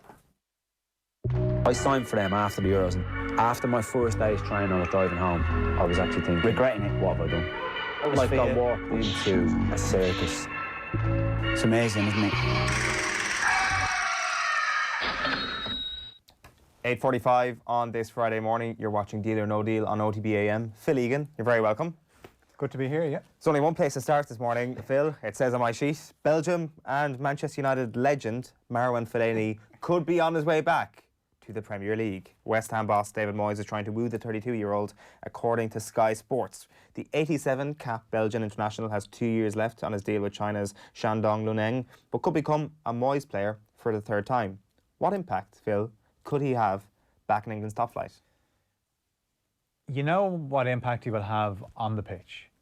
That the guy has this unbelievable ability to win everything in the air. He's probably one of the best players for chest control as well. His chest control is unbelievable. But perception in football... Now, can we do like a chest control power rankings here? Who is the second best chest control player in the world? There's not many that will top. And is there something about like his pectoral muscles or something that allows him to be so good at chesting the ball? It's just the way he leans back, and you know he's quite big, so he's able to do it. But if you're a West Ham fan, right, when they brought in Pellegrini, the feeling was, yeah, this guy's won the Premier League. He's going to get us playing a certain way. Hasn't worked out. So then they bring in David Moyes, and straight away they're thinking, right, we've gone back to 18 months ago when this guy was brought in to keep us in the Premier League. And he did what he was brought in to do. But they're just getting over the news of that David Moyes is in, and they've won their first 2 games, and they're thinking, okay, well, you know, he'll put a bit of fight back in us. They don't want to see Mourinho Fellaini, because basically straight away, West Ham fans have the grand designs of there's the West Ham way, and lumping the ball up to Mourinho Fellaini is not the West Ham way. What is the West Ham way? The West Ham way is to sign players that were good 4 or 5 years ago and then... make them worse. Like, on their day, they can be very good, but West Ham certainly don't really know what they're doing at the moment. But Fellaini is just going to pour petrol on the fire. Is he a holding midfielder, or is he a centre forward for West Ham? Ideally, if it was American football, he'd be brought on for special teams, and when you need that Hail Mary play, you just put him in the box. I just don't think it's a wise decision. That if Moyes has ambitions of staying at West Ham beyond this season, players like Fellaini aren't going to endear him to the West Ham fans, because as soon as anything goes wrong, Fellaini will be the fall guy. Fellaini and Moyes.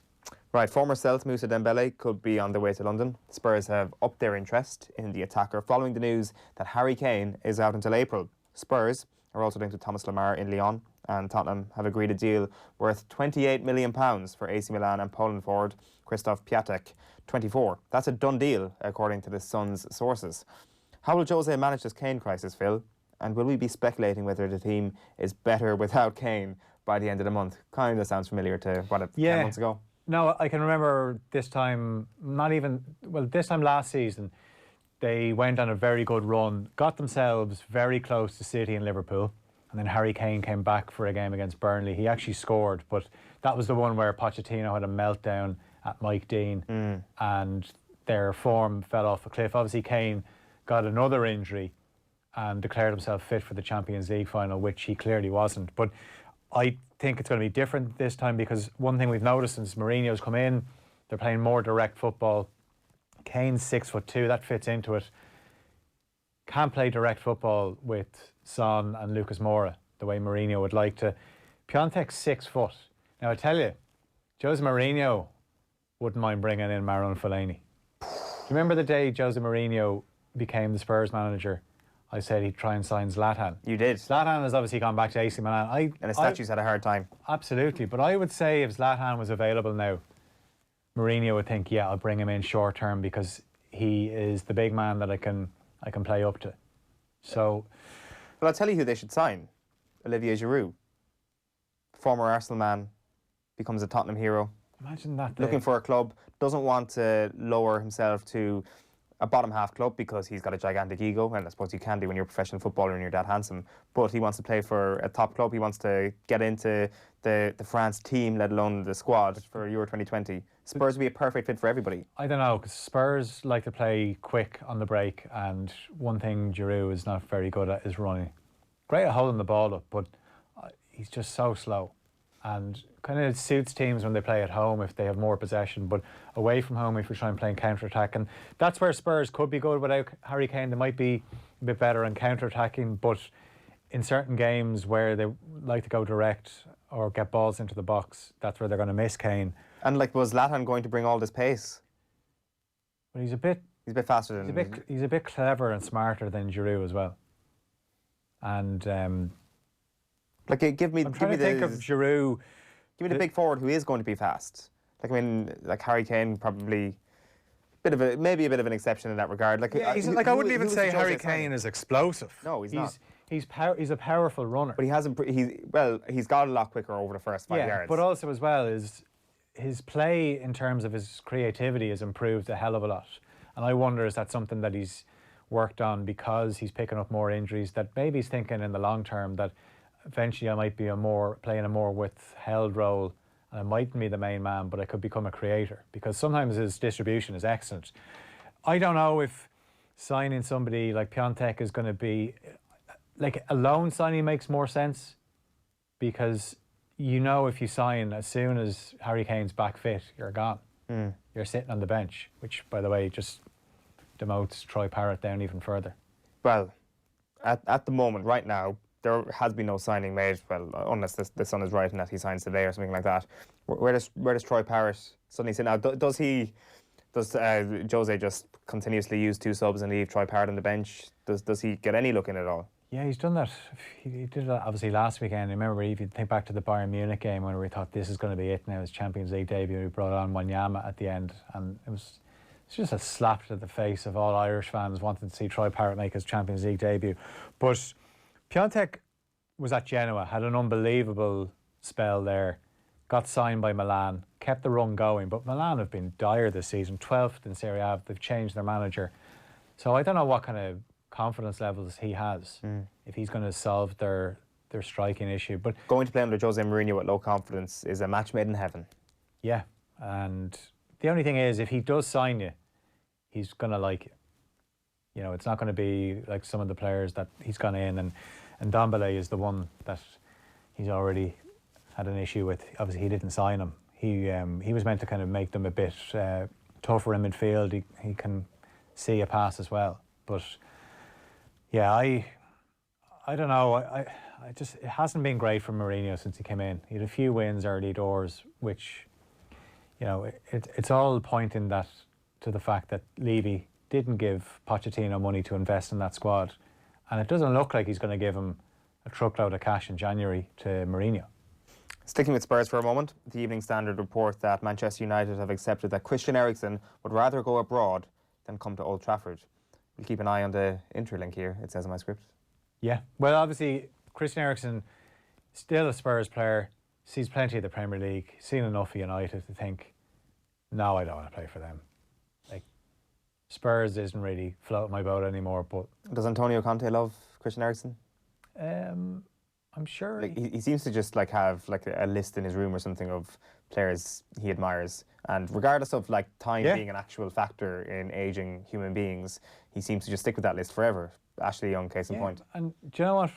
He kind of, as I said, when he won the Premier League using Alonso and Moses as wing-backs, he kind of has the right to make a call on any player he wants. That's bigger than any trophy he won. I just remember the day that Moses into a Premier League winner. So they'd lost those 2 games under Conte, the famous ones against Liverpool and Arsenal, and then they played Hull next. And the team sheets, because I remember we were doing commentary of that game, and we were trying to work out where Victor Moses was playing. And then a few minutes in, Victor Moses is a right wing back, but he's a right wing back that's won the Premier League now. Who is the worst player that was a regular starter in recent years to win the Premier League? Oof, a regular starter. Like Wes Morgan? He was pretty good in the Premier League title-winning season, you know. He was perfect for them because with Leicester, they just said, we're going to sit on the edge of our box, put a ball into the box, and Morgan and Huth will clear everything. And that's exactly what they did. So that is, I'd have to come back to you on that one. Yeah, it's a tough one, but we have come back to you on the chest control question. Zlatan Ibrahimovic, another one with top chest control. You're just a fan of top chest controllers. Yeah. It's hard to say quickly. It is, but it's great hold-up play. That's the top 2, is it? Where's Olivier Giroud's chest play at? If you had to, like... It's nowhere near as good as Fellaini or... bounces off him, really. Zlatan. Just needs to work on the pecs a bit more. Gareth Bale's agent, Jonathan Barnett, has told ESPN that his client is going nowhere in this window and has no plans to go next summer either.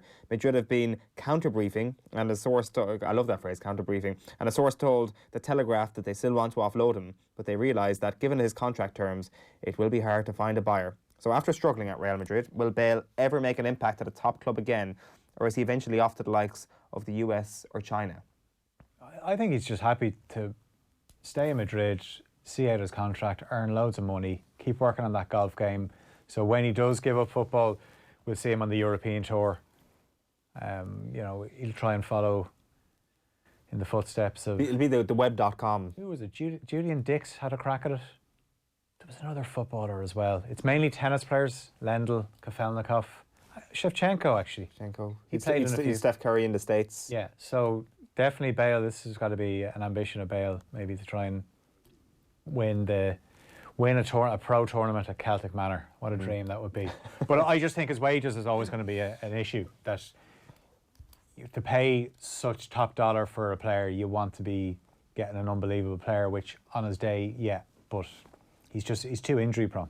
Kylian Mbappe has refused to get into details about his contract negotiations. His current deal runs out in 2022 and PSG hope to time down beyond then. He said, "My desire is simply to play football, to concentrate on the season. My club is in a calm and stable situation. This is not the time to talk about this. This is the time to play football. There are many deadlines. I just want to focus."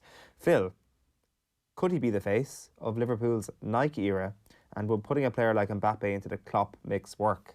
No. To both? No to both, because I think the second question answers the first part, because as good as Mbappe is, we saw a little clip of him there during the week. PSG are 6-1 up, ball comes into him. Could score a routine goal, but decides, you know what, we're 6-1 up, we're taking the piss here. I'm going to try a Rabona lob, which, by the way, nearly came off, but you can see the utter disdain on one of the opposition players' faces when he just looks going, it's bad enough you're beating a 6-1, but you're trying this. It's amazing, actually. I can't stress enough how grand and actually excellent the goal would have been had he lobbed the keeper from outside the box. The keeper is on the edge of a 6-yard box, Mbappe's on the edge of the box. All you got to do, and it bounced up lovely for him. Yeah. And all you got to do is just lob it over the goalkeeper. It's a beautiful chip goal, 7-1. And he tries to Rabona it. It's the most league-on thing I've ever seen in my life. Yeah. Do you know what? He could have even just taken another touch and just drilled it into the bottom of the net. Yes. But he didn't do that. And doesn't have the attitude, Phil.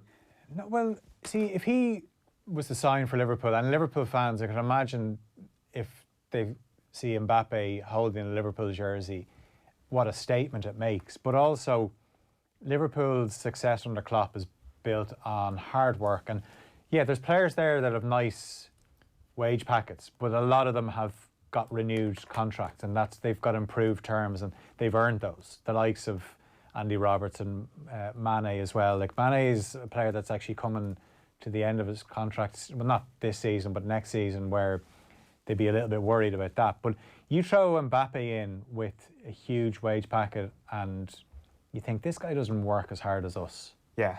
You know, this This phrase we hear from Liverpool all the time, it means more, and you know, opposition clubs laugh at it. But one thing you know with Liverpool is that if they're beaten, it's not from a lack of effort. And sometimes, I think back to Mbappe in that second leg against Manchester United, where you could see what was happening. PSG should have put the tie to bed, didn't. That was one of the worst games I've ever seen Mbappe play. I thought he was really poor. And you'd be looking for him to step up in a game like that, where PSG were the heavy favourites, but they didn't do it. So I don't think it's going to happen. I'd be very surprised if it did. Before we wrap up, deal or no deal this morning, what better way to preview a fixture between West Ham United and Sheffield United than talking about the great transfer that was Tevez and Mascherano going to West Ham United, which eventually resulted in Sheffield United getting relegated. It did not come as a result of Sheffield United going after Tevez and Mascherano, as falsely reported by Tommy Rooney on OTB AM this morning. So here was the correct timeline of events in the Tevez Sheffield United saga, in inverted commas. West Ham stunned the world of football in August 31st, 2006. Deadline day signings of Tevez and Mascherano. We all remember this. It feels like just yesterday. There were contracts of the duo, of course, previously held by Kia Drapshin. It's the first we'd ever heard of Kia Drapshin. He just became a household name. Well, we were there kind of going, how the hell do you say that name? We unfortunately had to put a pause on this. Basically, long story short, is that Sheffield United got relegated as a result of West Ham signing the duo, and West Ham are very, very guilty as a result of that. Sheffield United have never forgiven them, so they go toe-to-toe in the Premier League for the first time. Yeah, and tonight is the night. Tonight is the night, Owen. Didsey's going to get that Premier League goal. The Oracle has spoken. He's been put in front of the Sky cameras before the game, and he's been talking about how loyal the Sheffield United fans are. And he reckons if one goal comes, like London buses, a few more will arrive. You don't get predictions like that anywhere else except for here on Deal or No Deal. I signed for them after the Euros, and after my first day's training, I was driving home. I was actually thinking, regretting it, what have I done? Like I walked into a circus. It's amazing, isn't it?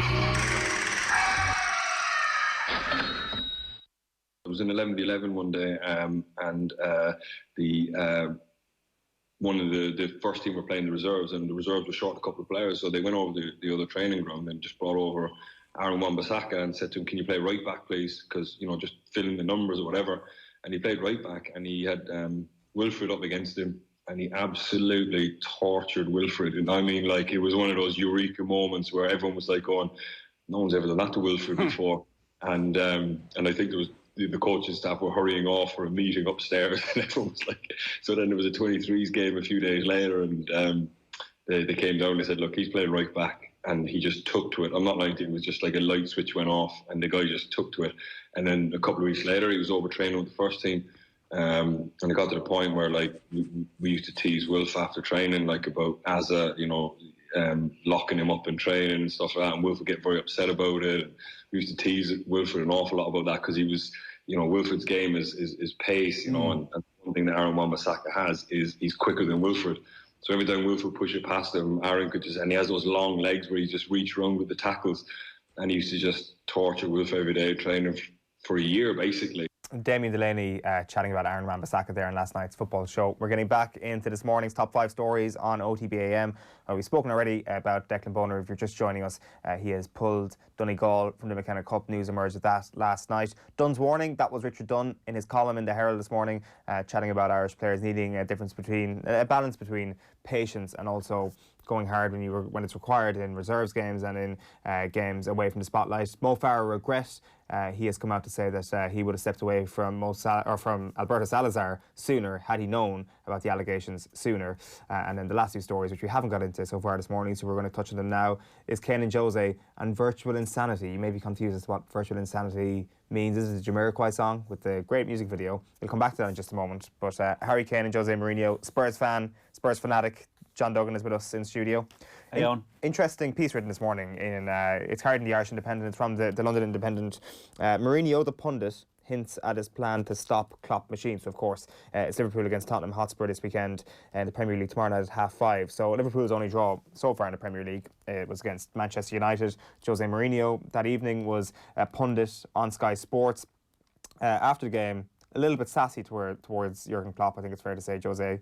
He said, because he hasn't beaten Man United at Old Trafford, I think he didn't like the menu. He likes meat and he got fish, so he was not happy.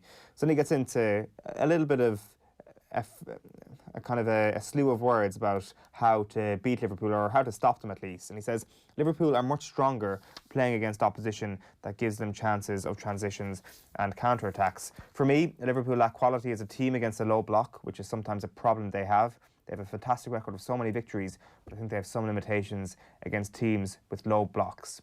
So, no prizes for guessing what way Jose Mourinho is going to set up his team tomorrow. Yeah, the problem is he doesn't have the players and the cohesion within the team at the moment to be able to just do a classic Jose. It's not Chelsea going to Anfield in 2014. It's a team that's conceded 19 goals in all competitions, only 1 clean sheet in 12, and a defence that has to be sorted, and he doesn't have the time at the moment, or the players, or the signings to sort them. Vertonghen seems to have just turned the opposite of Benjamin Button overnight. Like, you know. Okay, you worked it out in my head. Yeah, you can work it out. Yeah, most players are the opposite of Benjamin Button, really. Yeah, while I'm still talking. You're the opposite of Benjamin Button. I'm the opposite of Benjamin Button. We all are, really. Yeah, but at a more extreme level than in a Premier League context. Alderweireld, once again, pace, balls over the top, simple stuff. I'd be worried. Sanchez could probably come back in tomorrow, but Aurier has always got the ability to do something silly, although he seems to be in favour with Mourinho. So it's going to take a while. I think Mourinho is still capable of organising a defence, but it's still going to take a while for him to do so. And facing Liverpool tomorrow night is it's just not the good time for Tottenham at all. And there's just a lot of issues at the club with Mourinho not fancying some players. He doesn't fancy Winks, who doesn't seem to be that happy. Doesn't seem to fancy Foyth in defence, who once away was a real Pochettino man. Now he still might get his opportunity. Sissoko being out till April is a blow, and then Harry Kane now out until April. Are you worried? I've written off the season, Owen, as a Spurs fan. I've written off the season. I went to the Wolves game. What does writing off mean? Top 4? No, I'm writing off top 4. I'm writing off. We might win the FA Cup. It would be a very Jose Mourinho thing to win the FA Cup. To win a trophy in his first season with Spurs, and for that trophy to be the FA Cup. Have you revised your opinion on Jose Mourinho? You're quite happy. I haven't revised my opinion. Everybody seems to have this view that he's a busted flush, that he's yesterday's man, that football has completely changed, the way the game is played has changed, and that Mourinho is yesterday's person. When you're looking at Ole Gunnar Solskjaer now, maybe Mourinho's job at Manchester United wasn't as bad as everybody is saying that it is, that he won trophies, he finished second in the league. It is still only 5 years since he won the league with Chelsea. Has the game changed, like, beyond recognition since then? It has changed with Klopp, the way the Liverpool are playing. But I still believe that he deserves an opportunity at Tottenham to try and put it right. But that won't happen until the summer. It's not going to happen now. They're not going to finish top 4. They were abject against Southampton. They've lost to Man United. They lost to Chelsea. Could only draw at Norwich. Kane scores the majority of their goals. There doesn't seem to be a link between their defence and attack, and the only link player is Eriksen, and he's probably going to leave. Maybe this month. He will go abroad. I can't see him staying in England. Who's going to be the link player? If Winks is out of favour, Sissoko's not playing, who's going to be the link person? Lo Celso is still learning his craft in English football, and Ndombele doesn't seem to have the physical durability at the moment to be in the team all the time. And Mourinho's getting frustrated with them. What I'm interested to see with Mourinho is, when does it start? I know he's saying that officials are idiots. When does it start to get sour? Because it's been very charming the first month. But he knows, I think if you look at him, and if you look at his body language, you know this guy is, there's a lot of frustration, I think, already under the surface of the car bonnet. And it's going to take until the summer, and he has to get money. I don't think he'll be given money this month, but I think in the summer he has to get money. And Kane, the reason why I think Mourinho came into Tottenham was to keep Kane at the club for 18 months, that he wouldn't go, and from a branding perspective. For sure. But nothing is going to happen until the summer. So Mourinho is always generally judged on his first full season. We won't know until next season. But if we're in a year's time talking the same thing, then the Mourinho project is pretty much moving towards international football management. Yeah, it won't look good. It's almost last chance saloon at the start of next season, if you're right that this season is already a write-off. Bigger news, though, than Tottenham Hotspur, because every Thursday morning at 9 a.m. right here on OTB AM throughout the entirety of 2020, we'll have a new golf slot on OTB AM. It's called Virtual Insanity. Final pick this week, Rory Sabatini, was South African, was putting up to Tiger years ago, now is a Slovakian citizen, and he's had a resurgence in form. Rory Sabatini, 6 top 10s last year. I digged deep, really like last night under candlelight with a fountain pen. 2 second-place finishes for Rory Sabatini in the past at the Sony Open. I think it's 70-1. He is a dark horse, a real outsider for an experienced player, 43-year-old Rory Sabatini. Rory Sabatini indeed. What is Virtual Insanity, John? Well, Virtual Insanity was a Jamiroquai song, I think, in the 90s. And when I used to do tips on Today FM with Ian Dempsey, I used to be given virtual money every year, a virtual 1,000, and we would see where we would get with the year. So you finish the year with maybe 1,300 quid or 800 quid. It's funny, like, I remember I went through a bad run and somebody texted in and said, I can't do your tips anymore, I've run out of virtual money, which I thought was quite funny.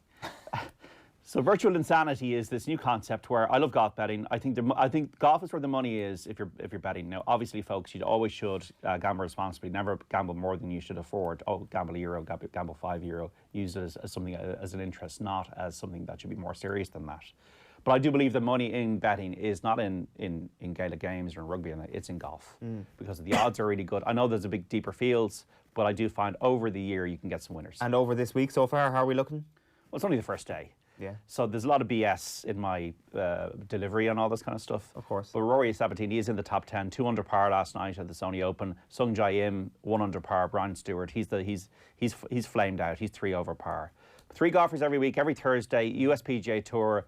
I was kind of thinking to myself last night, Owen, I was musing to myself, I'm going to take the pain. We have to take the pain of defeat before the victories will come, because the victories will come. Oh, they certainly will. You are John Duggan. You are the greatest tipster in the history of mankind. Thank you very much for... Pete Slocum, 139-1 in the Tucson Classic in 2004. We're going to have more of those. Yes, we certainly will. It's available on offtheball.com and IGTV2 every single Thursday. It's Virtual Insanity at offtheball on Instagram. John, thanks a million. It's a specially extended show this Friday morning. Next, we've got the OTB AM Crystal Ball as we predict the sporting events of 2020 with Adrian, Ger and Nathan. OTB AM. This is OTB Sports Radio. Off the ball. Salah takes a shot. Oh, Mo Salah with one of the goals of the season. 25 yards out. If you throw your lot in and play senior international football with somebody, that should be the end of it. That's brilliant. Oh, my goodness me. You will not see a better try. Who will be All-Ireland champions? Who will see their dreams turn into reality? Whose names will be etched in history forever? OTB Live. Never miss the action right here. Every Saturday and Sunday on Off the Ball.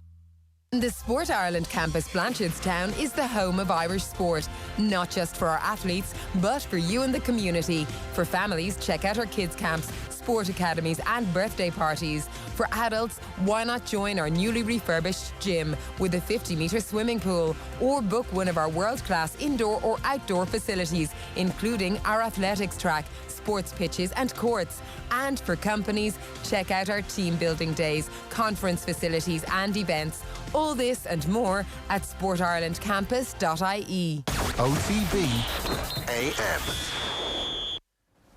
All right, just gone 9 o'clock on this Friday morning. Delighted to have you along with us here in OTB AM. We've got a stacked studio. We'll introduce you to our guests in just a moment, but a bit of a flavour of what we're going to do over the next 30 minutes thereabouts. We're going to gaze once again back into we agreed last year it was a collective crystal ball as opposed to each having balls. So it's one big ball that we're all going to get eye to eye with over the next 30 minutes. And here are the various categories. So feel free to get in touch with us. Let us know what your thoughts are for 2020. Is the ball bigger than last year? Nobody else in the room for the minute. Shut up. So here's what we're looking at for the next 30 minutes. Will Liverpool remain unbeaten for the season? We're going to kick things off on that perilous question. Who's going to win the Champions League? Who's going to win Euro 2020? Are Ireland going to get back in it for the Six Nations? Or are England going to continue the World Cup form and blitz everyone else? So those are the first 4 categories. Then we're going to swing into the Champions Cup. Who's going to win the football next year? Is Dessie Farah going to have the magic touch for 2020? Or are the Kerry Kingdom boys going to get right back into it? So we've the hurling and the 2020 Masters as well. They're your first 8 categories. How many goals are Ireland going to win? I presume that's what that is. Category 9 are going to win at the Olympics. And the 2019 champion as well is the thing that we really need to crown. And actually, that's what we're going to kick off. But let's first of all introduce you to our panel of greats. Owen Shane is still with me. And we've Nathan and Ger who've joined us. How are you? Good morning to you, gents. Great to be here bright and early on a Friday morning. It's a full year since we sat around this table and gazed into our collective ball. It doesn't feel that. We agreed when we'd won collective ball that we would get close up and personal with. Yeah, really messed up 2019 for a lot of people, I think, staring into that one last year. We didn't do very well last year, as it turns out. Speak for yourself. Myself and Nathan, chief amongst them. Ger, I mean, we're in a different kind of category here, is what I'm saying. There's one tier than everybody else. What happened was, out of 8 categories in 2019, Owen, you got 1 correct. Dublin to win the All-Ireland. Nathan. In fairness, it was a good one to get. Saw it from January. It was the All-Ireland final went all the way to mid-September last year. So what is it, like 8 months out, and I still managed to get it correct. You extract great joy from the fact that you got this right. Yes, hugely. Jumping up and down in the terraces once this became apparent. Nathan, you got also 1 correct out of 8. Also Dublin. I likewise, as they beat Mayo in the semi-final at full-time, went, well, at least I'm going to be right about one thing. Yeah. Great feeling, wasn't it? Your golf predictions way off the mark. Who did I go for? Spieth and Garcia. It was the Open and Masters, I think we went with last year. It's so bad we've actually changed the golf category this year to just the Masters. That was pathetic. We had the Open in last year because obviously it was in Ireland. I got in Britain. I got 2 out of 8. Dublin, which was the banker, obviously, and Tiger. Golfing expert here, Ger, as you well know. And then he's being so braggadocious. Dickhead. Because he got 4 out of 8.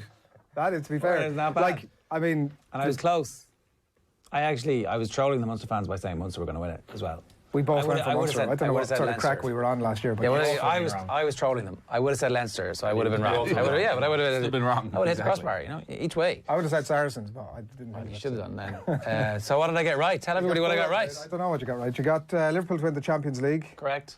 Wales to win the Six Nations. Wales to win the Six Nations. So what a call. Dublin to win the football and Tip to win the hurling. Well done. That's pretty good. Come on, give us your speech. Yeah. Right, that is 2019 out of the way. No, you've got to give a speech. The postman does not celebrate when he delivers the mail. I thought you were going to do some sort of a... You have to deliver the mail. You know, when you're up here picking up your shitty award, just get up, give your little acceptance speech, thank your agent and get the fuck out of here. Thank my God.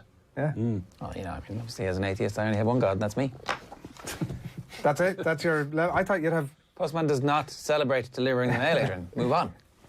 4 times out of 8. Right. 2020, let's get stuck into it. We're kicking things off. We mentioned at the top, Liverpool are going to go the season unbeaten. They're 20 not out. Nathan, I'm going to start with you. 18 to go. I don't think so. Just because they'll have the title wrapped up with 5-6 games to spare. They may end up focusing on the Champions League. They'll be resting players. They may just get caught out. Or these things have a habit of ending at an appropriate occasion. So game number 49. Arsenal, of course, set their record. Game number 49, as it stands for Liverpool, would be against Manchester City. Oh, sorry. Is Arsenal coming to the games later then? It will be against Manchester City, which might be a appropriate time for it to end. Where? At the Etihad. Right. Beginning of April. Yeah. But that's what I see. You see, that's the day they win the title. I think they're the 2 fixtures. Like going to the Etihad, obviously, is the one banana skin. But then also, I think it's the penultimate week of the season. Currently, it's penciled in to go to the Emirates. Now, I'm not saying Arsenal have any prayer beating Liverpool, but perhaps there's certainly been a narrative going into that week. I think they do it. I think they do go unbeaten. Can I just say that last year, everybody, to a man in the studio, picked... sorry about that. That was Keith Wood ringing. Hey, Keith. Everybody, to a man, picked Liverpool to win the league. We bought into the Liverpool hype last Christmas when they were top of the table. Yeah. We were like, no way that this great Manchester City team could catch them. And Man City put in the greatest performance. They were like 2 points behind. So we absolutely bought into that hype. And there is a distinct possibility we're going to buy into the Liverpool hype again. However, I am saying they are going to go unbeaten. Wow. Why the hell wouldn't they? But the hype was justified. The hype was justified. They literally haven't lost a Premier League game. Man City won the league. They haven't lost a Premier League game. They blew a 9-point lead. Since we were on air last year, they haven't lost a Premier League game and they've won the Champions League. I think the hype was justified. Well, it wasn't. They didn't win the league. The question was, who's going to win the league? You all, and me, we all said Liverpool. Are Liverpool, by the way, just for clarity for our viewers and our listeners, are Liverpool going to go unbeaten? I'm saying Yes, no. no, Nathan's saying no. And Jaron are going for yes. I don't think it will diminish their greatness. I still think this is one of the best, because I do think they'll go on and win the Champions League. Isn't there more of a tangible reason that? Because I actually just think it's easy to say no. They're going on season. It's easy to say no. It's easy. Yes. The idea of going the season sort of unbeaten, the Invincibles, it's just a makey-uppy. Actually, it's not though. Will you hang on a second? Actually means something now, but when it comes to it, means absolutely nothing. There's nothing to win off the back of it. And what actually happens means something though. It means nothing. There's nothing. It's a manufacture thing. It is a manufacture thing. There's no getting away from it. Yeah, well, it's not. No. Winning the Premier League. Best team. Winning the Premier League is not manufactured. No, winning the Champions League is not manufactured. Are you saying there's no difference between Leicester that won the league and the Arsenal team that won the league? That Arsenal team is one of the greatest teams of all time because they went through the league unbeaten. It's a real thing. So it'll become an amazing thing if they can get it done at the end of the season. But what I'm specifically saying is that at some point in the season, Liverpool are going to get this done with whatever number of games to go. 5 games, 4 games, 8 games, who knows, right? It'll be done and dusted and it'll be over. And so the idea of finishing the season unbeaten will be a motivation until such point as they lose it, and at which point they'll be like, they don't give a shit, right? So it is manufactured. And also they will have the distraction of the Champions League, you would think, up to a later point. I think there'll be a temptation at some point to start removing some of the frontline players from the team. At that point, they have City, obviously they have a number of other games that gone through the fixture list. Okay, you're saying no. You just completely contradicted yourself in that point. You said that they will lose. Which even for you is remarkable. You said that they will lose interest in it as soon as they lose a game. Of course they lose interest in the unbeaten record if they lose a game. Because you can't go unbeaten once you lose a game. You obviously got to give up in the Premier League and fielding first teams. Misrepresenting my point on 2020 as we need to go on. They'll continue to You've butchered my point. The easy answer is no, because it's more likely going to be the correct answer, right? Because more than likely they're going to lose a game. Literally why you're sitting here. Now you're saying that it should be no. No, I'm saying more than likely. So. So you're saying more than likely no. Have some faith in the beauty of sport, to believe in things. Come on. I'm saying yes. This is classic. I think it's definitely possible because it shouldn't be forgotten that they lost to Manchester City a year ago. They hadn't been beaten all season before that. So they've gone pretty much 18 months with losing one Premier League game. And they will probably continue. I just think, like you, they might slip up somewhere towards the end. But it would, because it's Liverpool, 30 years, they don't need that to make it an extra special. Is the short story. But I think if they win the Champions League back-to-back, winning a Premier League title, winning the league. No, but I do think it would be the greatest Liverpool team of all time straight away. It's more than likely going to be no, not yes. No, but it absolutely elevates you. So what separates that Arsenal side? The odds suggest it's going to be no. Yeah. And we're being asked not to be. You can go down to the bookmakers and get the odds if you want. What we're saying is, what we think is going to happen, I'm going for it. It absolutely elevates you. That Arsenal side is seen as above Mourinho's Chelsea. Probably isn't, but except for the fact that they were unbeaten. Category 2, we have to move on. We're going to, I'm sure, continue to touch on this madness in Category 2, which is your Champions League winner. Real Madrid. Well, I mean, we probably have to start with that one. I'm going for Liverpool, as is Nathan. Owen's going for Barcelona, and as you heard there, Jer's going for Real Madrid. I'm a bit worried that I'm agreeing with Adrian on all these, so I might have to change. You picked Liverpool again, did you? I picked Liverpool, yeah. He beat you last night. Yeah, Ger, let's have you. Go big or go home. Big game, obviously, straight up for them next time, but it just felt from the bits that I've seen that this Real Madrid side have built a side capable of winning the Champions League. They've got their manager back, and what looked like a sticky period earlier on in the season is over. And I just feel like they're a team who are built for success in the Champions League. Did that Real team beat a Juve? I mean, definitely a Liverpool are in that conversation. A one-off game, major game. I mean, they did just 2 years ago. Well, Ronaldo. 2 years ago is... Ronaldo beat them. Now, they do have Benzema at a level he's never really been at in his career before. Like, he's taken on the mantle. Two young kids. The man. The two 20, 21-year-olds. Their midfield isn't strong enough, though. Well, Toni Kroos isn't strong enough? I know you love Toni Kroos. I do. I think Toni Kroos is a nice... Modric isn't at the level he's been at over the last few years. He might even be gone by the end of this transfer window. So I don't know. I just think, they obviously know how to do it. I mean, Liverpool's win last year involved a fluky comeback against Barcelona. That's my point exactly. I wouldn't put so much on the fluky, but it was certainly a bit of an aberration, I thought, how Barcelona coughed up that lead. in a situation where Lionel Messi cares so much about the Champions League, banged in that free kick in the first game, absolutely incredible goal. And I don't think that motivation has gone anywhere else. I think Barcelona are winning the Champions League. No, I also think Barcelona's midfield isn't strong enough defensively. They're weak. Liverpool's midfield, how strong is that? Come on. But it feeds All of a sudden everybody's like, into Liverpool's system Jordan the way they want to. Henderson's a legend. Liverpool will win it. They're comfortably the best team in the world. They'll win this. They're the best goalkeeper, best right back, best left back, best centre half, 3 unbelievable attackers, and a midfield that does its job. They'll win the Champions League. There's no shout for Juve, is there? I mean, like the same point about sort of the messiness, given what they have. He's pulled it out of the bag for them before in games they shouldn't have won. Now into knockout football. Not as good as supporting cast, I'm afraid. No, and he scored 2 goals in the group stage. He scored a hat-trick last night, 2 nights ago. 3 nights. And he can leap 4 nights 20 ago feet now. into the air. So he can literally just play the ball over you. Yeah.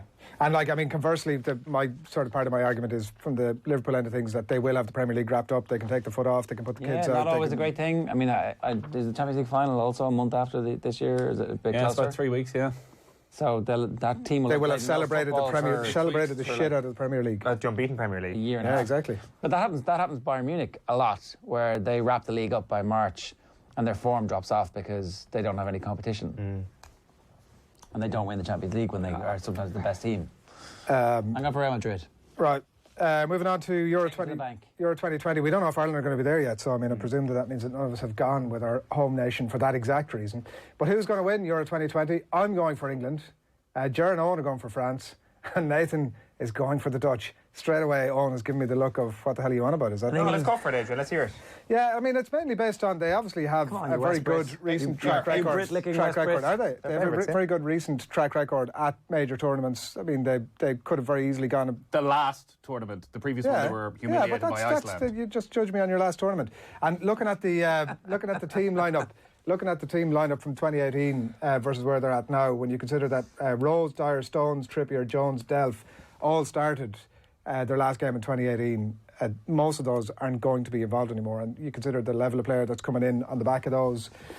Alexander-Arnold, Rice, potentially Kane, Winks, Sancho, Mount, Abraham, Henderson, Rashford. That's an upswing in quality no matter what way you look at it. I think that I'm taking a leave out of Ger's book here from Category 1. I think that... are you saying they're favourites? They are favourites. Right. I didn't actually fully appreciate that. I thought this was one of the categories where I was taking a bit of a ball from the blue, but... Big niche. They don't have a great coach. They don't have a midfield. Defensively, they're weak. So Liverpool do have a great midfield, but what was your point earlier? Well, Liverpool have an unbelievable manager who... on the midfield, forget about that. England have a manager who isn't even sure if Trent Alexander-Arnold is his right back. So... No, but on the midfield, you're saying that... But Liverpool's midfield is set up not to have the ball. It's control, win the ball back, break quickly. That's the way they're coached. What's England's midfield? I have no idea what England's midfield is going to be. Is it going to be Eric Dyer, Harry Winks and Jordan Henderson? It's going to be Jack Grealish, Declan Rice and somebody else. Declan Rice? Come on.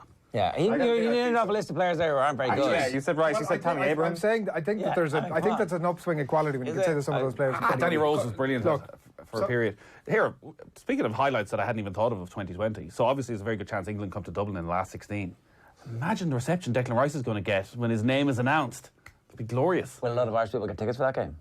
Yeah, I think they're local tickets. Yeah. Okay, all right. It'll be half Irish people. And imagine how the England fans are going to get on. England, Germany and Dublin. I don't see what could possibly go wrong. France is going to win Euro 2020 and it's I said 2020 really weirdly there.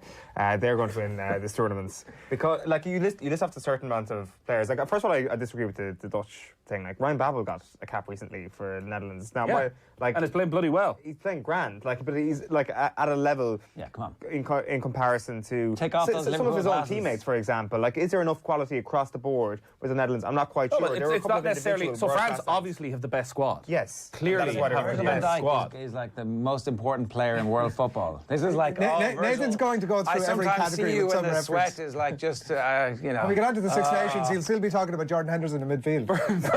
Virgil van Dijk, Matthias de Ligt centre back, Frankie de Jong in midfield.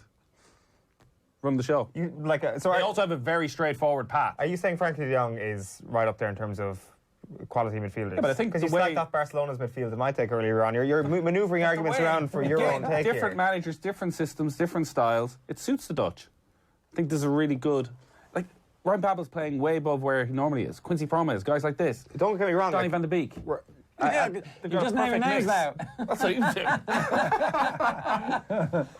I think that's a strong argument, Nathan. Won the Nations League, which I know you don't understand anything about it. No, we don't. It's true. Yeah, but France won the World Cup. PhD, exactly. For me, I'm putting a bit more stock in that. You know, they've got hosting duties. Pogba's going to be back. Now, does the Wembley factor give Adrian's argument a bit of weight? Nah, the weight of expectation. Yeah, they'd be beaten in Dublin by... England have an unbelievably tough group. Are England and their fans and their players not all... So have they not moved past that level of expectation, that sort of... No, it was easy over in Russia. I think the expectation would be huge at home. But also, they're looking at a situation where... What is it? Germany, Portugal, potentially in a last 16 in Dublin? Yeah. Did Holland win the Nations League? Holland-Portugal final? Yeah. Wasn't it? Didn't they beat... Or did Portugal beat them in the final? Was it on penalties? God damn it. Oh, God, this would be immediate disqualification for like such a dick. I know you guys know nothing about the Nations League. But Donny van de Beek. Who are you going for? I'm going for the French as well. We actually forgot to ask the question, are Ireland going to be there? Let's just... No. What's the point? I mean, whatever. No. I'm saying no as well. Probably not. Have you anything else to add, Ger, to your... No, the French. Kylian Mbappe going to win the Euros. You're just naming names. He is the best and most important player in the world, Yeah. not Virgil van Dijk. And there isn't exactly a huge drop-off from Van Dijk to Varane if you want to put the armband on your centre-half. Granted, Van Dijk is better, but I think through the spine of that team, France are going to be just fine. Six Nations 2020, I mean, do we give a shout about it? Oh, sure we do. You, rugby man. No, this is not mine. Did I pick England? We've gone England across the board here, but Jared now the last.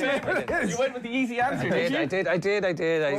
You better kick us off then. I wussied out. What were you flagging on? What was your immediate instinct there? That I thought I'd gone for Wales.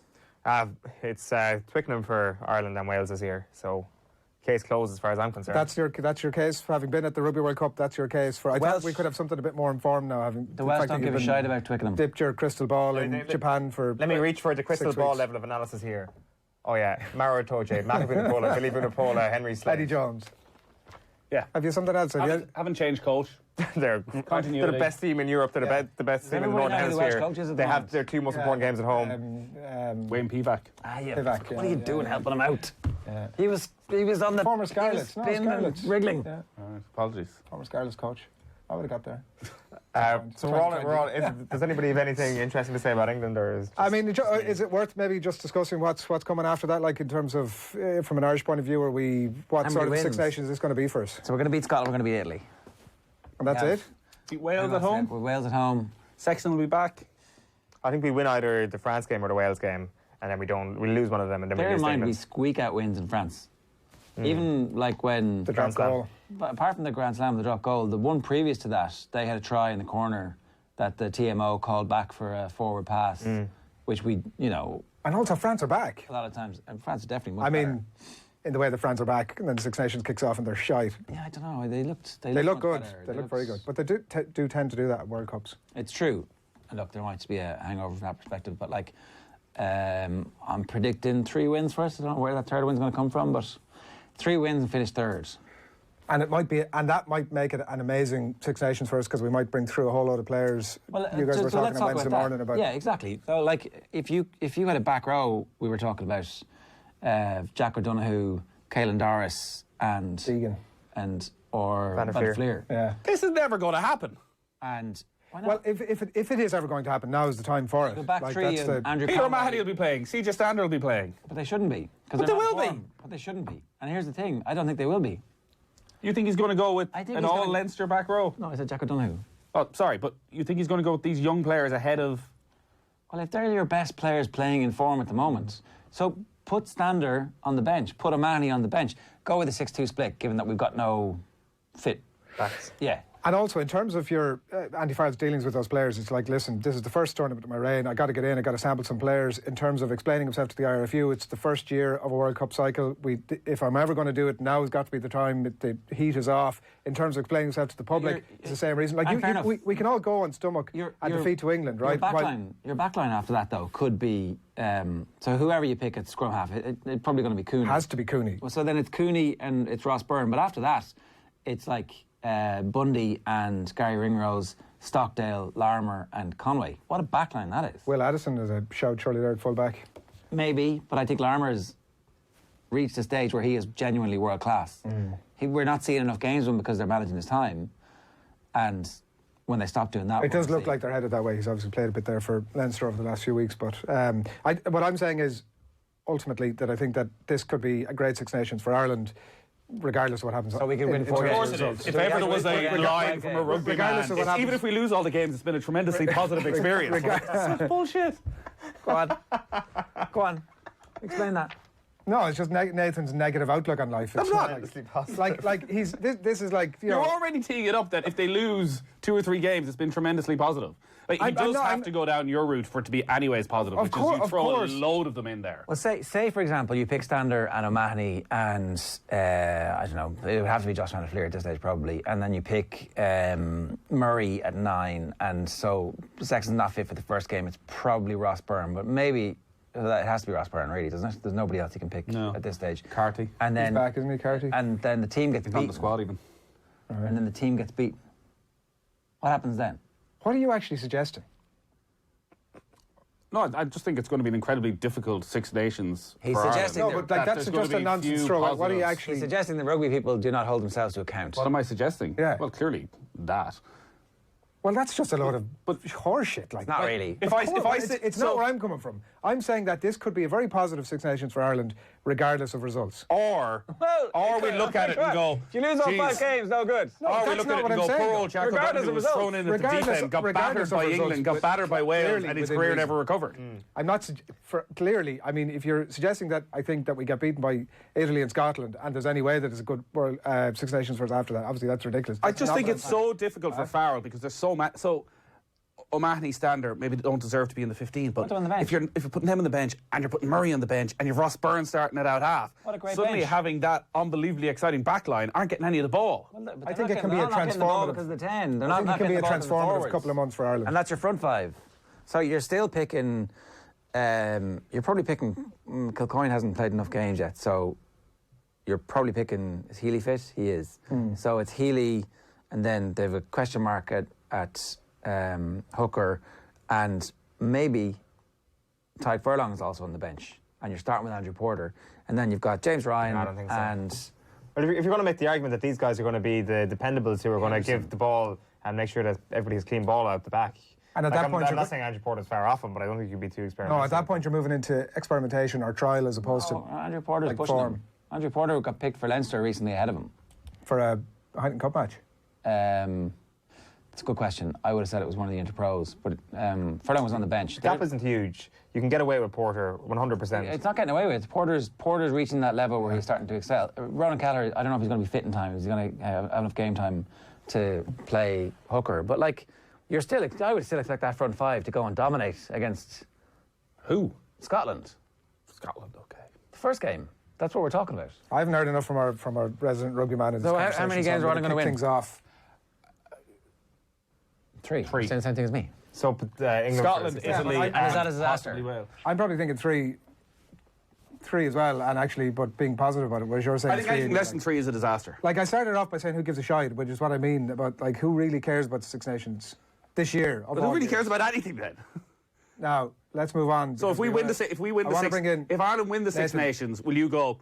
Well, you know what? The other teams didn't care. It's the year after the World Cup. There will be an element of that, yeah. I mean, I'm sure I'd celebrate it, obviously, but. And I apologise to you in advance of that. We haven't heard it near enough, as I've said, from our resident rugby man in this conversation yet, so we're going to move on to the Champions Cup winners. This is me he's on about. Oh, yeah. I don't call you a resident football man, do I? I wasn't talking about you. I wasn't, hey. I wasn't talking about you. Look at this. Look at this. This is so inevitable that I flagged it up in the office before I came in here because I knew this was going to come ever. What is the subject we're talking about, Adrian? The Champions Cup, Heineken Champions Cup winners for 2020. Here's where we're going. Leinster across the board. Now, resident rugby man. Oh no. What have you got? Well, I've just been informed that Leinster are possibly the greatest team in any sport ever, possibly. That would have been a great gag had Tommy not ruined it by putting up the graphic already. Yeah, but people now actually get the joke because usually great Now let's get some. Let's name some names first. Gary Ringrose, Ross Byrne. But like, make a case against Leinster is what I'm trying to say. What's with your rugby snobbery towards myself and Owen? I would say it's exactly the opposite. It's your rugby snobbery towards anybody who has any interest in rugby, which involves any opinion that you might have being founded in some sort of a classist basis. Is that true? Well, that's what he ultimately said. Nathan's a football man. He literally said there a few minutes ago, "Where are you coming at this with your big positive attitude?" Yeah, you did say That's literally what he said. He just said that pretty much, Ireland could lose every game, and there could still be a lot of positives to take from it. I do apologise for having a positive outlook on life, Nathan. Well, maybe that's the reason that Ireland keep losing these World Cup Well, I mean, finals. you're mistaking me for being an elite athlete who has any say or influence on what happens with it all feeds in. No. So you want Owen to be able to name 15 Well, no, I Leinster want him to players? come back to sort of give us the reasons why Leinster are going to win the Heineken Cup, which we're all in agreement with. They're the best team in Europe. They are quite you look at what they've done over Christmas with flipping the squad. Leinster's second team. Where would they get in the Heineken Champions Cup? I think they would probably make it to the semi-finals, and beyond that, who knows? It all depends on how Saracens go for the remainder of the year. I think somebody in here has a bit of money on Saracens after they moved out to big odds.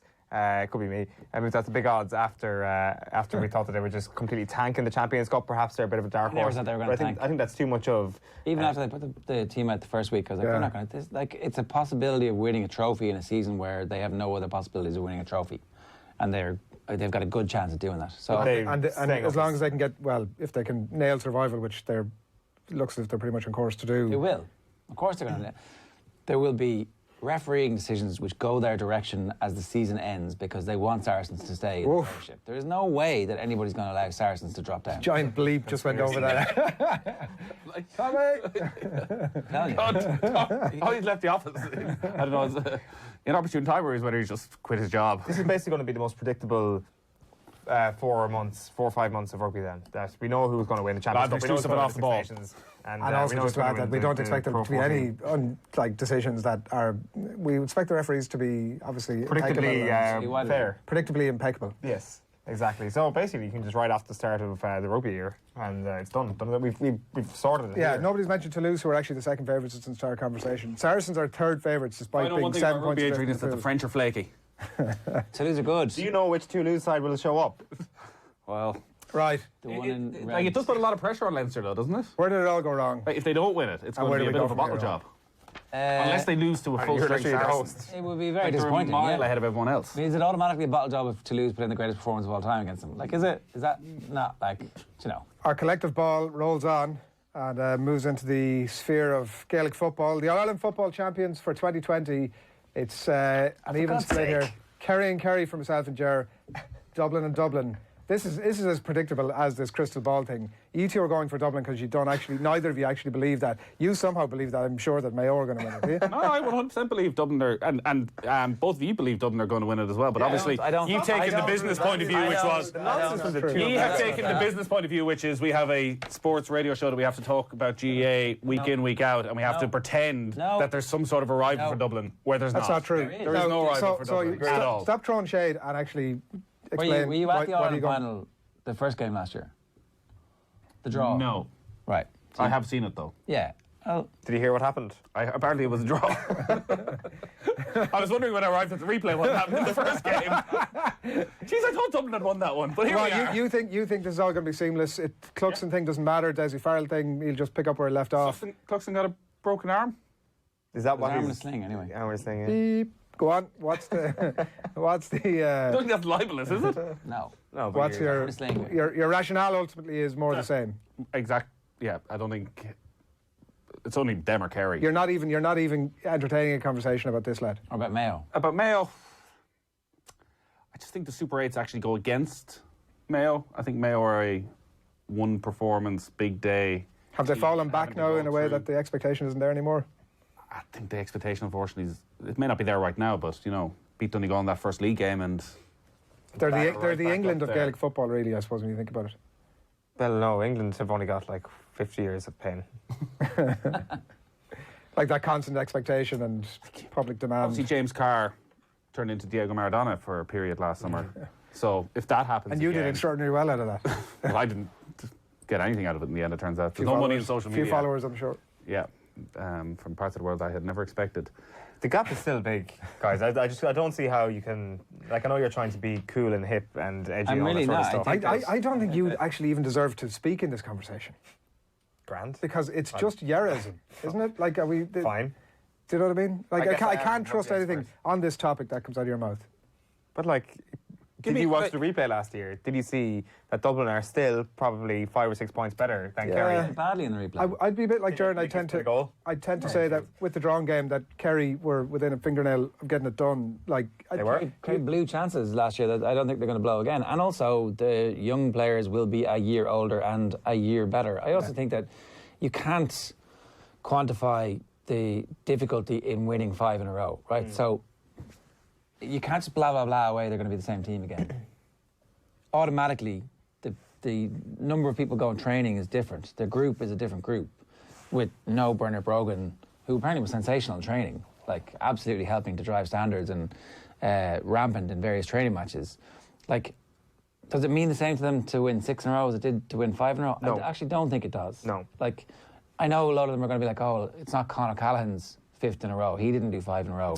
That's nonsense, though. It's a team. Like, exactly. Of course, it doesn't mean as much, but I do think that there is an incentive there to do it without Jim Gavin. And there is an incentive. And also, how powerful an incentive is it? Here's the question, though: have they? Do we actually believe this idea that Dublin have taken away the incentive out of their game? That they are such a machine, that they are so cold as an operation, that actually the 5 in a row wasn't part of their process. I never bought that. That they focused on the process that they can control within every training session, with every game. Frequently, in the All-Ireland final, it would be their worst performance of the year, which suggested that the occasion actually did end up getting to them. Certainly in the early part of a lot of those matches, they did not perform to the level we know they're capable of.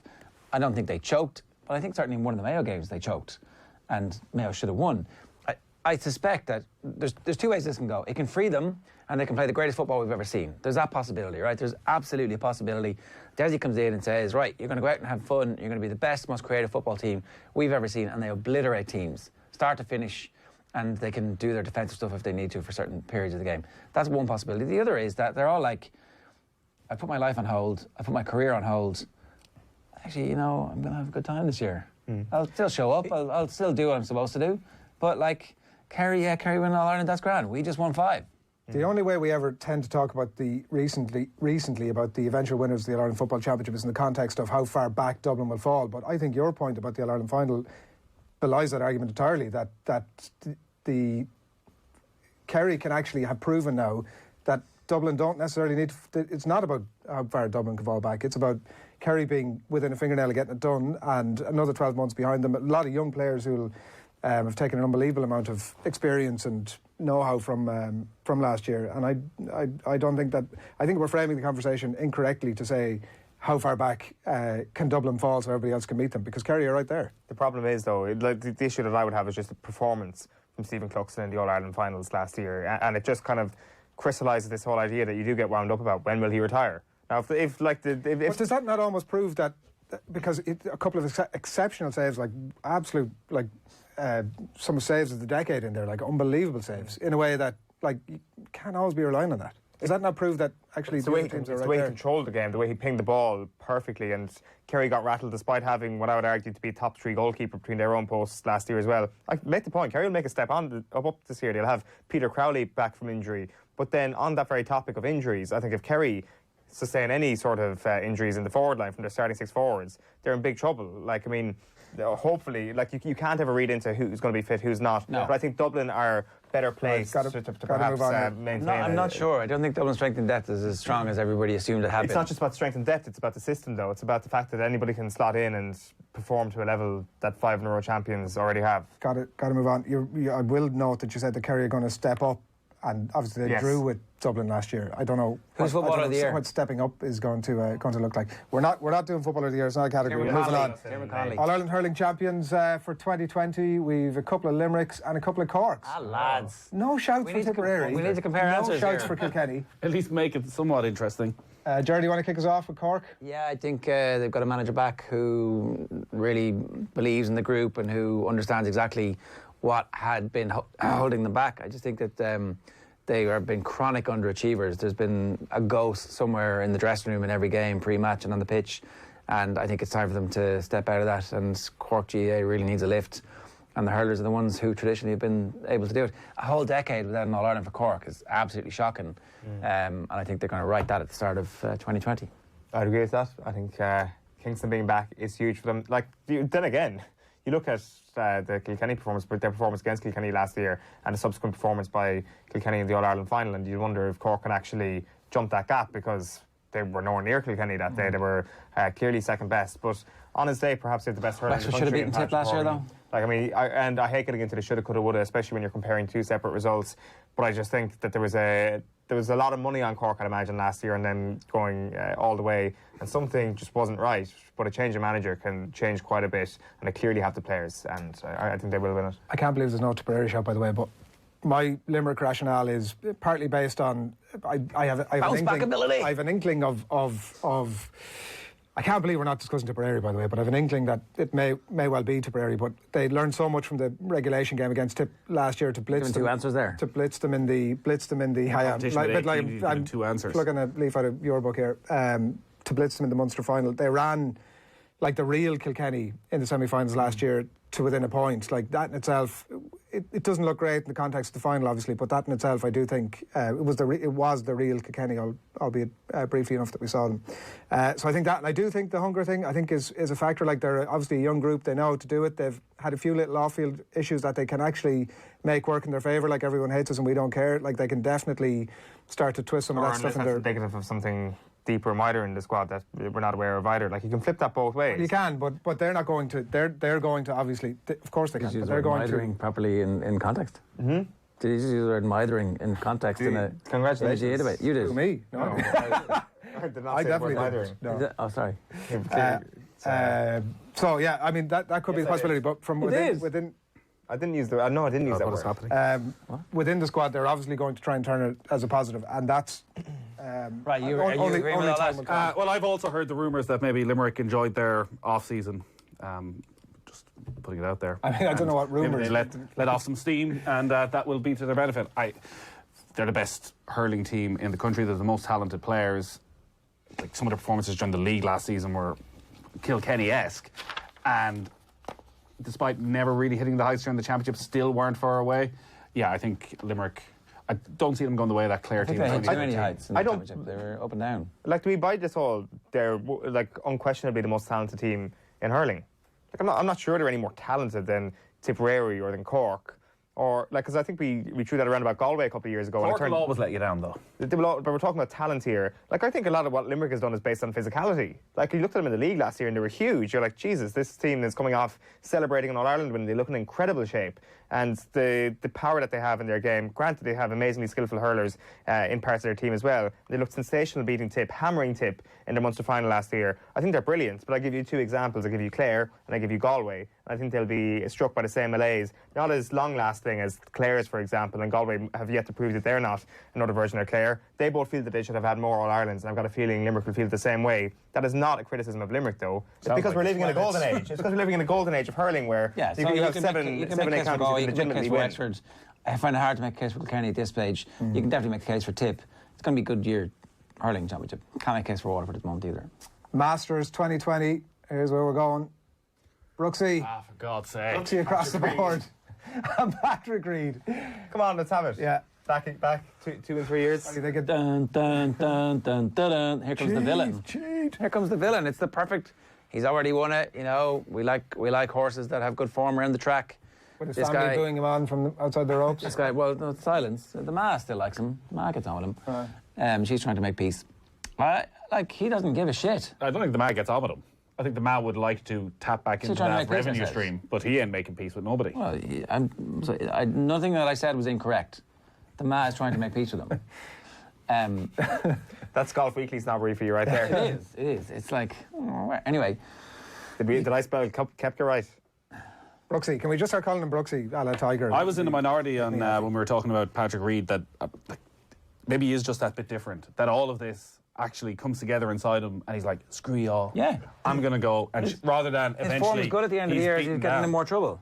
The more trouble he's getting in, the better his form. Well, last week, when he's called a cheater, he's in a playoff in a really good quality field up against Justin Thomas. So, despite everything that's gone on over the last couple of months, he's still playing really good golf. Yeah. And Augusta, more than any other course, is a horses for courses type place. So it wouldn't be a surprise at all if Reed went close. And by the way, just on that, like I think that the idea of it being one person obviously in the crowd, I think is going to be amplified after this. Like you were talking about the rugby audience earlier on. There'll be a whole lot of golf knobheads having looked at this guy shouting about the cheater, and they're going to take their lead from that. So that is going to be amplified. There'll also be a crowd who rally behind him. That hasn't happened. That's the weird thing. But it's Augusta. Like, I mean, you're not allowed to bring your phone in, never mind boo somebody. Well, do you not remember, but when he won the Masters, the silence of like sort of... Yeah, nobody likes him.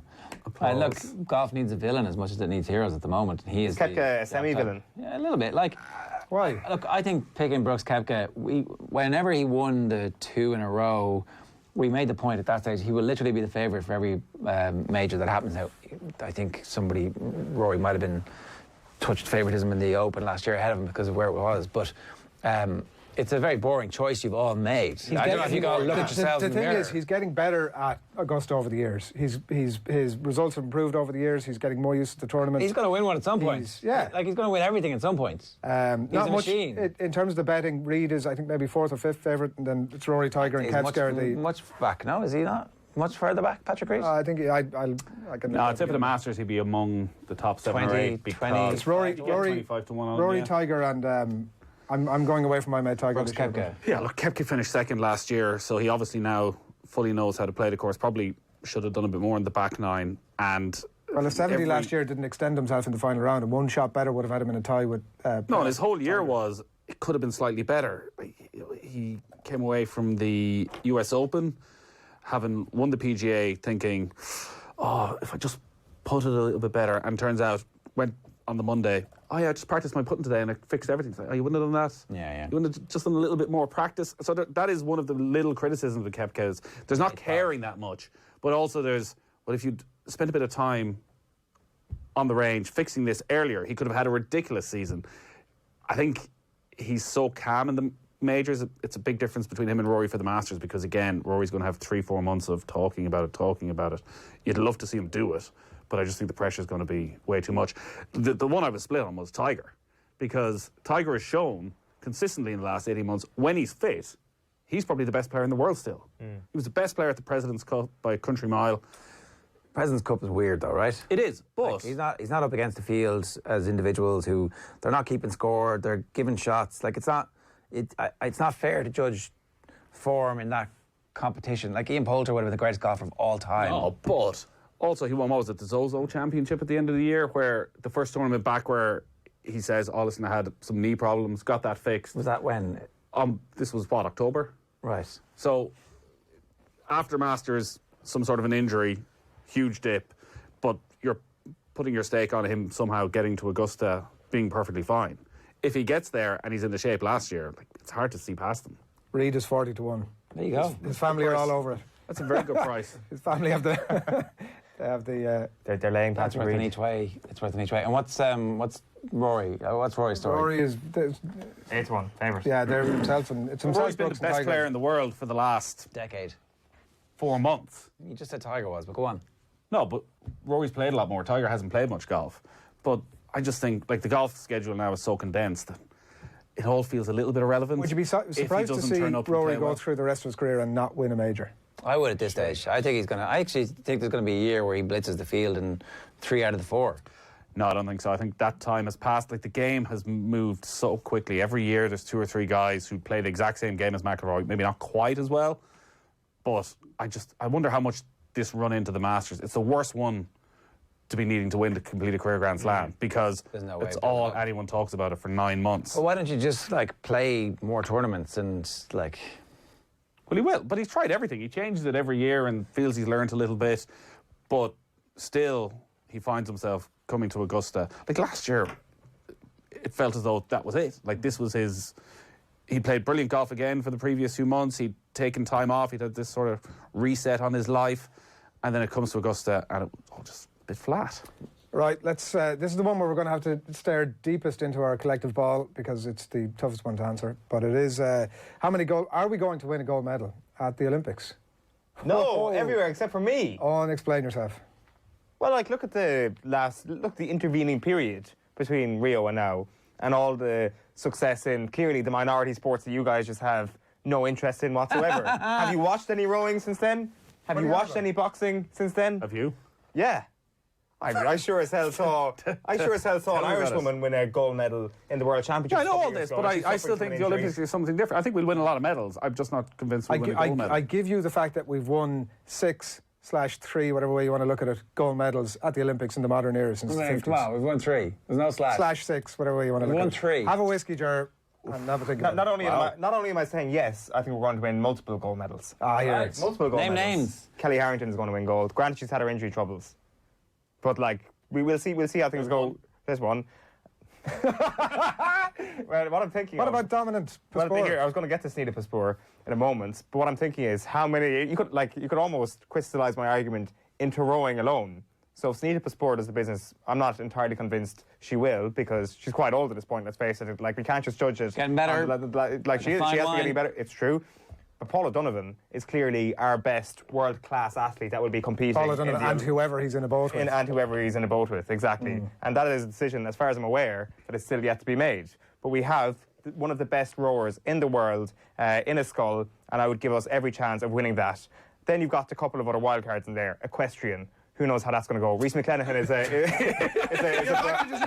You're literally like, a question. Like, literally. Archery. Who knows how that is going to go? Pentathlon. These are other sports. Sorry, gymnastics? We haven't done a dressage team before, and we're entering it this year. That's what I'm saying. Gymnastics, I know, like, it was bronze in the World Championships, and like it could be a slip down to 10th, or it could be an ascension to first. And you'd always be more likely, especially given our inferiority complex in this country, to say the slip outside the medals is going to happen. Well, but I say no. Who knows these things, who I can't remember, was assuring me a couple of weeks ago that Reece McClenaghan was going to win a medal. That was me. I said somebody who I knows assure you these he'll win a things. medal, and I would honestly go in with the hopes of a couple of gold medals. I think, the good times are here. I think the one thing that will be in your favour there, in terms of the rowing specifically, will be that you do tend to get more man strength the older you get. Like, there is actually a thing to it, you know what I mean? Like, particularly in terms of, like, the O'Donovans. What? For rowers, rowers' trajectory can be better the older they get. And what about all the other rowers that have got man strength? Well, I don't know the age profile of the crews that they were beaten by, for example, in 2016. So I'd have They're to probably 4 years older, I'd say. Research it, but they might be 4 years older. But they might be 36 or they might be 40. I don't know. Maybe their man strength is.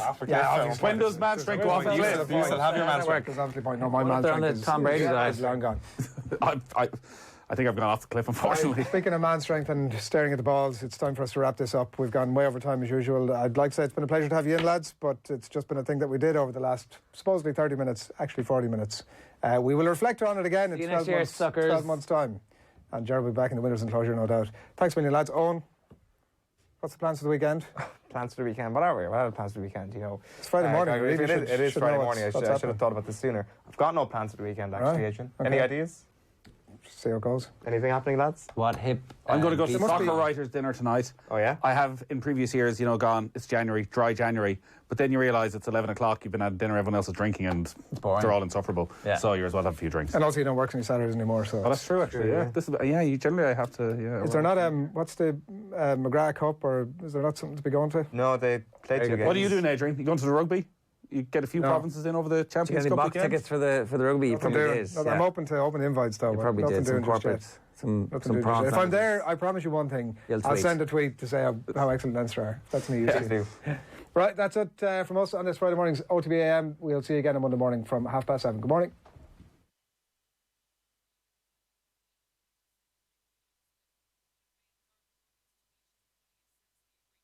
OTB AM.